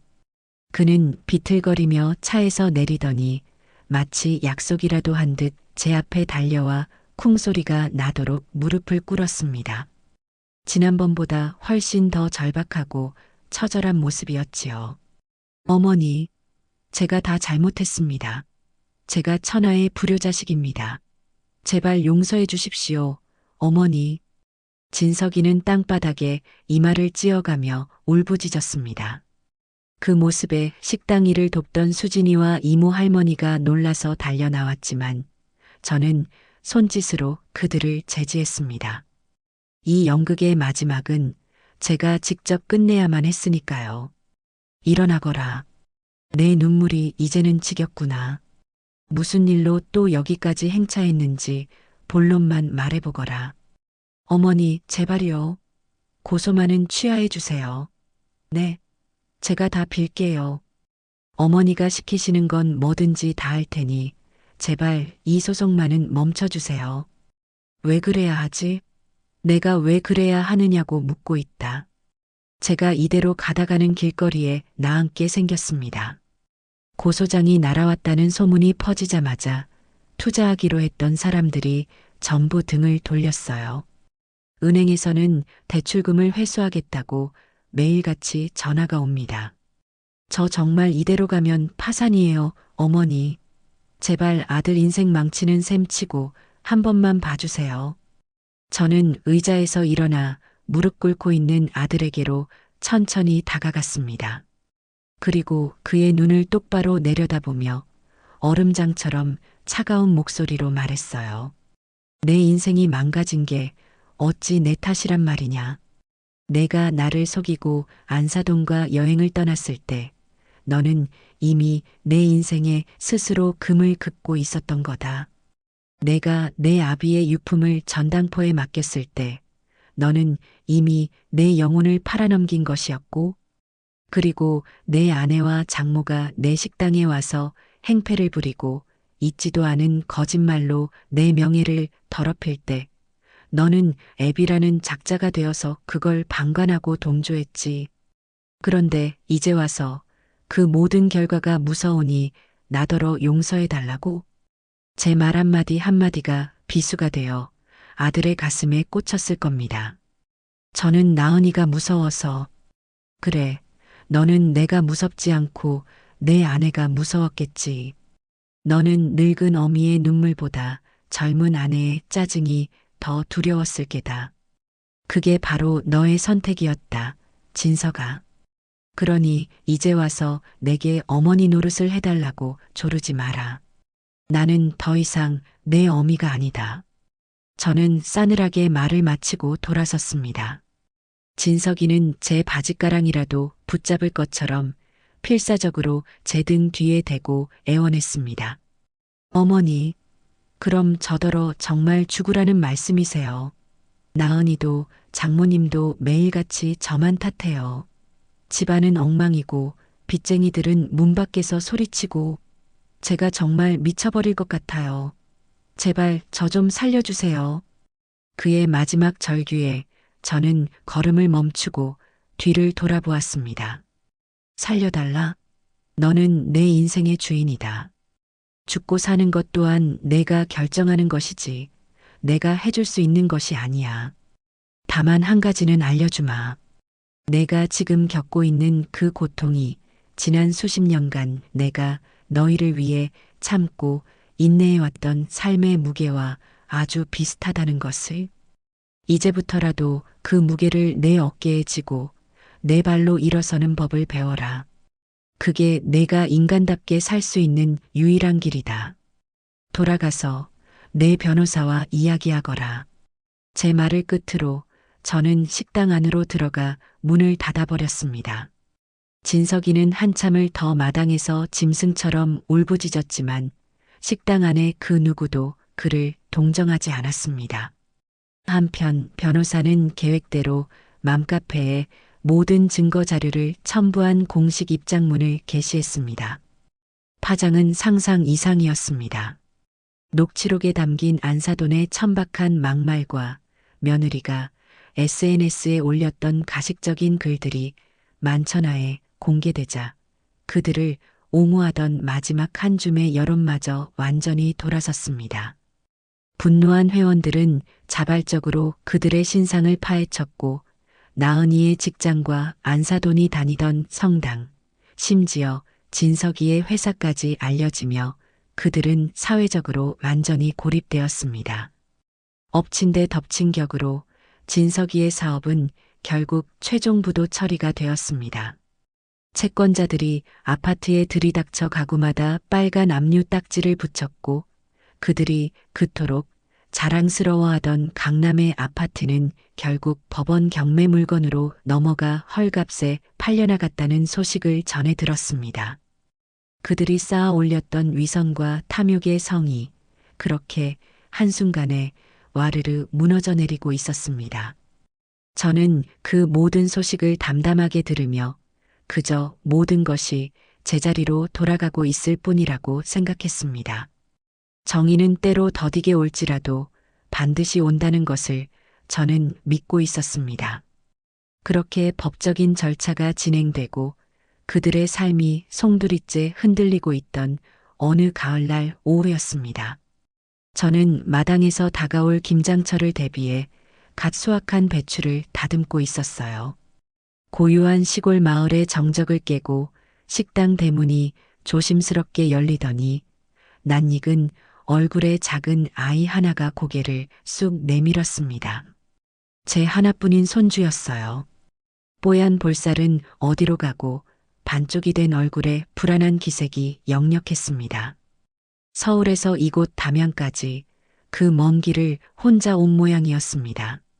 저는 너무 놀라 손에 들고 있던 배추를 떨어뜨리고 아이에게 달려갔습니다. 세상에, 우리 강아지. 이게 누구야? 네가 어떻게 여기까지 혼자 왔어? 아빠 엄마한테 말도 안 하고. 저는 아이를 와락 끌어안았습니다. 제 품이 그리웠는지 아이는 제 허리를 꼭 껴안고는 와앙하고 울음을 터뜨렸어요. 어깨를 들썩이며 한참을 서럽게 울던 아이는 눈물 콧물 범벅이 된 얼굴로 저를 올려다보며 말했습니다. 할머니 보고 싶었어요. 밤마다 할머니 꿈꿨어요. 너무너무 보고 싶었어요. 오냐, 오냐 할머니도 우리 손주 보고 싶었지. 아이고, 이 녀석. 오는 동안 얼마나 무섭고 힘들었어. 배는 고프지 않고 밥은 먹었어? 저는 아이의 손을 잡고 안으로 들어왔습니다. 그리고는 따뜻한 물수건으로 아이의 얼룩덜룩한 얼굴과 손을 닦아주고 급하게 아이가 좋아하던 떡갈비를 굽고 계란찜을 만들어 밥상을 차려주었어요. 아이는 며칠은 굶은 사람처럼 허겁지겁 밥을 먹기 시작했습니다. 그 모습을 보니 제 가슴이 미어졌습니다. 아이의 밥 먹는 모습만 봐도 그 집안 사정이 어떤지 훤히 보였으니까요. 아이가 어느 정도 배를 채우고 나서야 저는 조심스럽게 아이의 옆에 앉아 머리를 쓰다듬으며 물었습니다. 아빠 엄마한테는 말하고 온 거니? 할머니한테 온다고 이야기했어? 아이는 고개를 저었습니다. 아니요. 몰래 나왔어요. 돼지 저금통께서 고속버스 터미널 가서 담양 가는 표 달라고 해서 왔어요. 오는 길에 무서워서 한숨도 못 잤어요. 저런 우리 강아지. 얼마나 무서웠을까.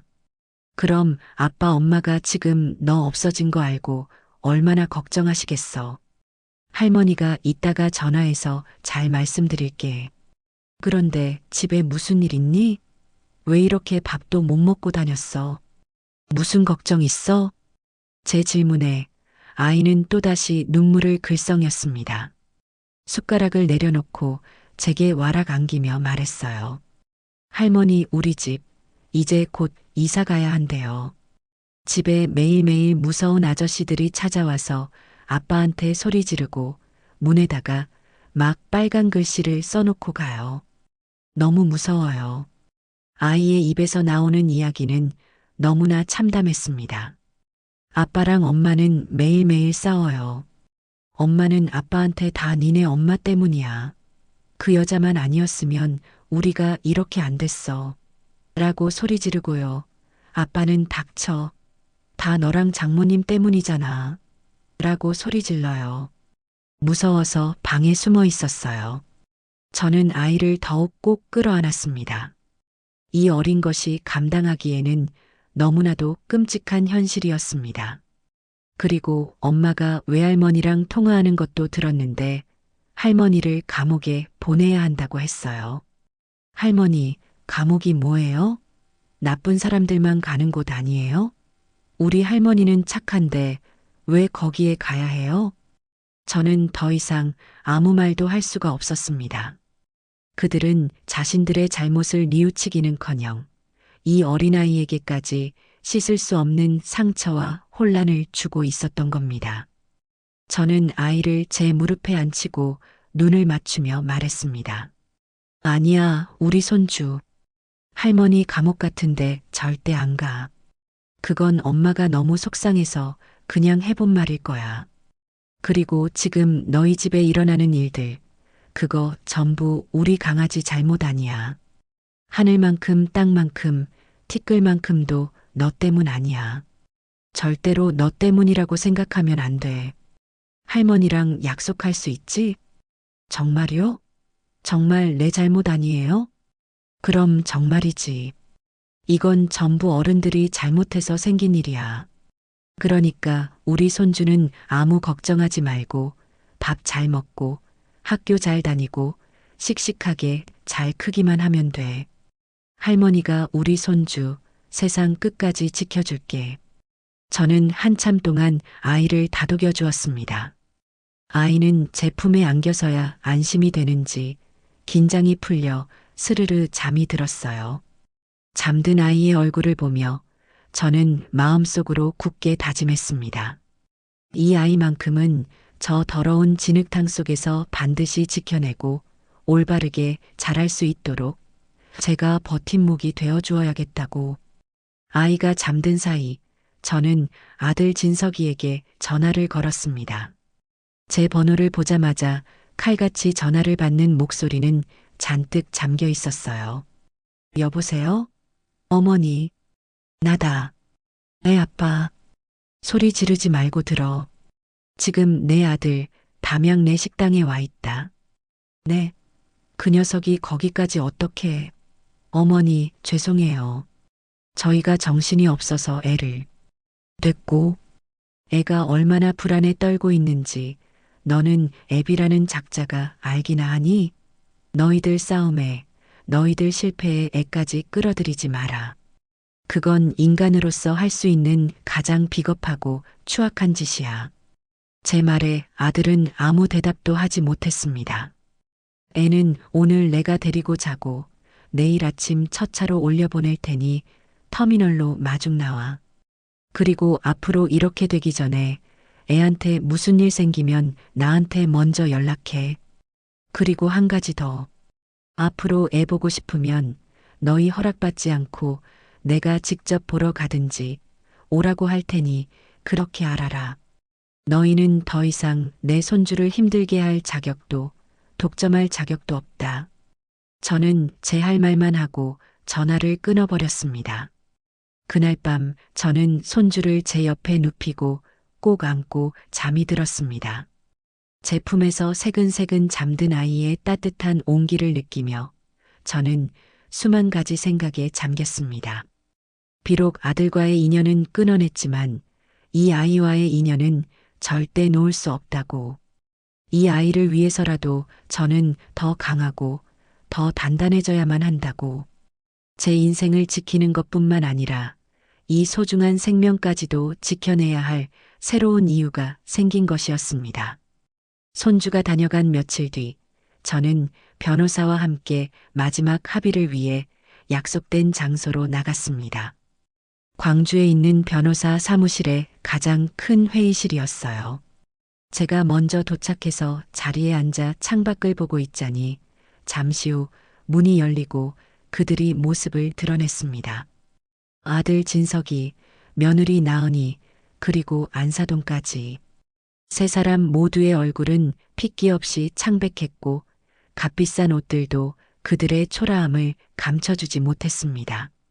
특히 나은이와 안사돈은 저를 보자마자 도끼 어린 눈으로 노려보았지만 저는 그들의 시선을 피하지 않고 똑바로 마주 보았습니다. 이미 그들의 분노 따위는 제게 아무런 영향을 주지 못했습니다. 변호사가 양측이 모두 착석한 것을 확인하고 냉랭한 침묵을 깨며 입을 열었습니다. 시간이 없으니 본론부터 말씀드리겠습니다. 이쪽은 저희 의뢰인 김민자 어르신께서 제안하시는 최종 합의 조건입니다. 이 조건들을 모두 수용하시면 저희는 고소를 취하하고 더 이상 법적인 책임을 묻지 않을 것입니다. 변호사가 내민 서류를 나은이가 신경질적으로 낚아채듯 가져가 읽기 시작했습니다. 그녀의 눈이 서류 위를 빠르게 훑어내리더니 이내 믿을 수 없다는 듯이 서류를 테이블 위로 내팽개치며 소리쳤습니다. 이게 말이 된다고 생각하세요?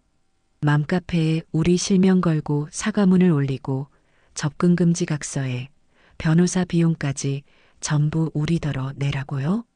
이건 합의가 아니라 그냥 죽으라는 거잖아요. 죽으라는 게 아니라 최소한의 책임을 지라는 겁니다. 변호사가 안경을 고쳤으며 차분하게 말했습니다. 하기 싫으시면 안 하셔도 됩니다. 저희는 예정대로 민형사상 소송을 끝까지 진행할 겁니다. 물론 그렇게 되면 강나은 씨와 박순자 씨께서는 나란히 벌금형이나 죄질에 따라서는 집행유예까지도 선고받으실 수 있습니다. 아시겠지만 집행유예도 엄연한 전과 기록입니다. 두 분 인생에 빨간 줄이 그어지는 겁니다. 변호사의 말에 안사돈이 자리를 박차고 일어나며 소리쳤습니다. 아니, 이보쇼, 변호사 양반. 우리가 뭘 그렇게 죽을 죄를 지었다고 전과자까지 돼야 한단 말이오? 사돈, 우리가 정말 남보다도 못한 사이요? 어떻게 우리 사이에 이렇게까지 피도 눈물도 없이 굴 수가 있어? 정말 너무하네, 너무해. 안사돈이 저를 향해 원망을 쏟아내자 저는 조용히 고개를 들어 그녀를 바라보며 말했습니다. 사돈, 그 입 함부로 놀리지 마시지요. 피도 눈물도 없는 게 누군데요? 사돈께서는 제 식당에 찾아와 늙은 여운이 자식 등골 빼먹는 년이니 하며 온갖 욕설을 퍼부으셨지요. 그때 사돈 얼굴에 피와 눈물이 있었습니까? 아니면 그저 저를 짓밟으려는 증오만 가득했습니까? 그건 그때 내가 너무 화가 나서. 그리고 너 아가. 저는 고개를 돌려 며느리를 보았습니다. 너는 내게 어머니라고 부르면서 뒤에서는 나를 시댁 스트레스의 근원이라고 했지. 내가 해준 음식을 맛없고 짜다고 비웃었고 내가 사준 손주 옷을 촌스럽다고 타박했어. 심지어 아프다는 거짓말까지 해가며 나를 기만했지. 그게 너와 나 사이의 진심이었겠지. 내가 틀렸니? 제 말에 나은이와 안사도는 아무 대답도 하지 못했습니다. 그저 분한 듯 입술만 깨물고 있었지요. 그때 내내 고개를 숙이고 있던 아들 진석이가 떨리는 목소리로 입을 열었습니다. 어머니, 저희가 다 잘못했습니다. 그 조건 전부 다 받아들이겠습니다. 사과문도 올리고 각서도 쓰고 비용도 저희가 다 책임지겠습니다. 그러니 제발 여기서 멈춰주세요. 아들의 말에 나은이가 기겁하며 소리쳤습니다. 여보, 당신 지금 제정신이야? 저걸 어떻게 다 받아들여. 저런 굴욕적인 짓을 하느니 차라리 내가 벌금을 내고 말지. 닥쳐, 닥치라고. 진석이가 처음으로 나은이에게 소리를 질렀습니다. 다 너랑 장모님 때문이잖아. 당신들만 아니었으면 일이 이 지경까지 오지도 않았어. 나 진짜 당신들 때문에 내 인생 다 망쳤다고. 전과자까지 될 수는 없어. 그냥 하라면 해. 그들은 제 앞에서 서로를 탓하며 추하게 싸우기 시작했습니다. 저는 그 광경을 더는 보고 싶지 않아 자리에서 일어났습니다. 이야기는 다 끝난 것 같구나. 서류에 서명하고 변호사님께 전달하도록 해라. 그럼 나는 이만 가보겠다. 제가 회의실을 나가려던 순간 진석이가 다급하게 저를 불렀습니다. 어머니, 잠시만요. 마지막으로 정말 드릴 말씀이 있습니다. 저는 걸음을 멈추고 그를 돌아보았습니다. 그는 제게 다가와 거의 울먹이는 목소리로 말했어요. 어머니, 저희 이제 곧 경기도에 있는 작은 빌라로 이사가요. 제가 앞으로 정말 죽었다고 생각하고 열심히 살아서 다시 자리 잡고 사람답게 살게 되면 그때는 저희를 다시 자식으로 받아주실 수 있을까요? 아들의 마지막 질문에 저는 잠시 눈을 감았습니다. 그리고 제 인생에서 가장 단호하고도 슬픈 마지막 인사를 건넸습니다. 진석아, 이제 정말 모든 게 끝이다.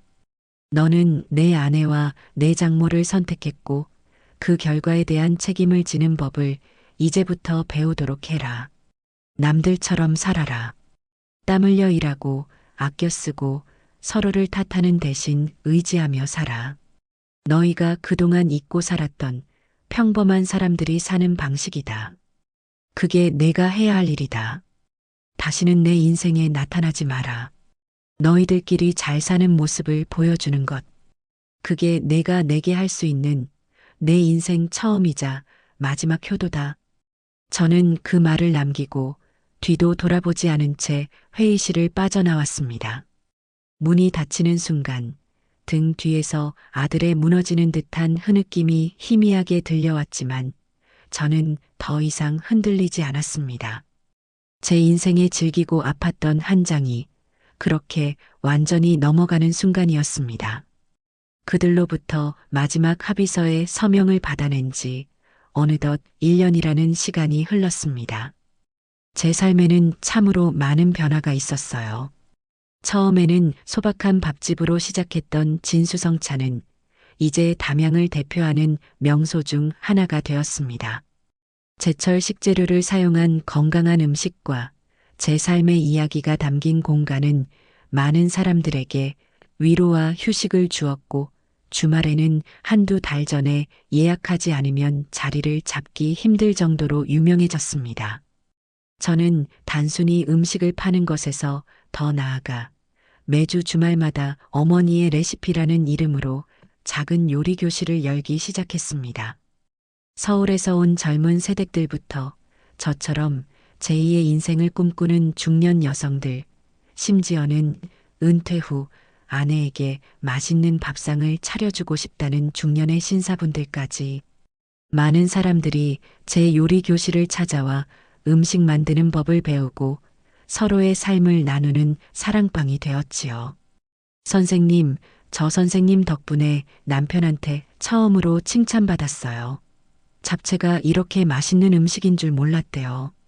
어머니, 저는 어머니처럼 씩씩하게 사는 게 꿈이에요. 저도 언젠가는 저만의 진수성찬을 차릴 수 있겠죠? 사람들과 웃고 떠들며 음식을 만드는 동안 제 마음의 마지막 그늘마저 거치는 기분이었습니다. 수진이는 이제 어엿한 매니저가 되어 예약 관리부터 손님 응대까지 척척 해냈고, 옆집 이모 할머니는 여전히 매일 아침 싱싱한 채소를 가져다 주시며 저의 건강을 챙겨주셨습니다. 저는 더 이상 외롭지 않았어요. 피를 나누지는 않았지만 피보다 더 진한 정을 나누는 새로운 가족들이 제 곁에 늘 함께 했으니까요. 서울에서 들려오는 소식은 아주 가끔 먼 친척을 통해 전해 들었습니다. 아들 내외는 경기도 외곽의 작은 빌라로 이사 갔다고 해요. 진석이는 파산 신청을 한 뒤 지인의 소개로 작은 중소기업에 취직해 월급쟁이 생활을 시작했고, 평생 손에 물 한 방울 묻히지 않던 며느리 나은이도 마트 계산원으로 일하며 맞벌이를 하고 있다는 소식이었습니다. 얼마 전에는 친척 중 한 명이 길에서 우연히 나은이를 봤는데 화장기 없는 얼굴에 수수한 옷차림으로 장바구니를 들고 있더랍니다. 예전에 화려하고 도도하던 모습은 온데간데 없었다고 해요. 안사도는 충격으로 몸져 누웠다가 지금은 딸의 집에서 손주를 돌봐주며 조용히 지내고 있다고 들었습니다. 그들의 소식을 전해 들을 때마다 제 마음이 아주 편안하지만은 않았습니다. 하지만 그것이 동정이나 연민은 아니었어요. 그저 스스로 선택한 삶의 결과를 책임지며 살아가는 그들의 모습을 멀리서 지켜볼 뿐이었습니다. 손주는 방학 때마다 꼬박꼬박 저를 찾아왔습니다. 이제는 제법 청소년의 티가 나는 아이는 올 때마다 훌쩍 큰 키로 저를 놀라게 했습니다. 아이는 더 이상 집안의 어두운 이야기를 하지 않았어요. 대신 학교에서 있었던 재미있는 일, 새로 사귄 친구 이야기, 그리고 장래 희망에 대한 부푼 꿈들을 제잘제잘 들려주었습니다. 저는 그런 아이를 위해 세상에서 가장 맛있는 밥상을 차려주고 함께 읍내 찻집에 가서 데이트를 하기도 했습니다.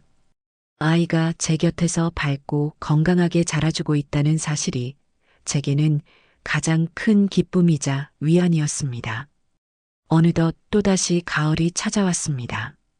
저는 그날도 요리 교실을 마치고 툇마루에 앉아 붉게 물들어가는 저녁 노을을 바라보고 있었습니다.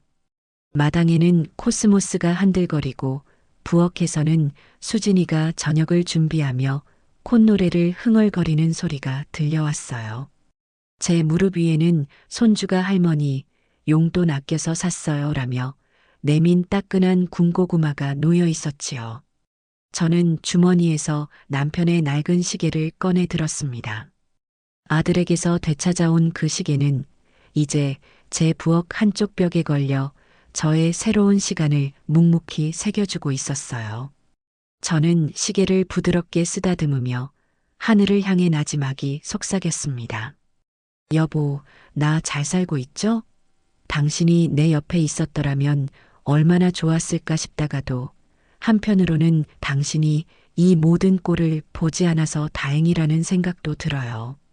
나 이제 정말 괜찮아요. 수십 년 만에 처음으로 오롯이 나 자신으로 살고 있어요. 비로소 내 인생의 주인이 된 것 같아요. 참으로 맛있는 내 인생의 진수성찬입니다. 제 독백이 끝나자 마치 하늘에서 남편이 대답이라도 하듯 대나무 숲 사이로 시원한 가을 바람이 불어와 제 뺨을 부드럽게 스치고 지나갔습니다. 저는 눈을 감고 그 바람을 온전히 느꼈습니다. 그리고 제 인생에서 가장 평온하고 행복한 미소를 지었어요. 제 인생 이막은 그렇게 눈부시게 아름다운 가을 노을처럼 찬란하게 빛나고 있습니다.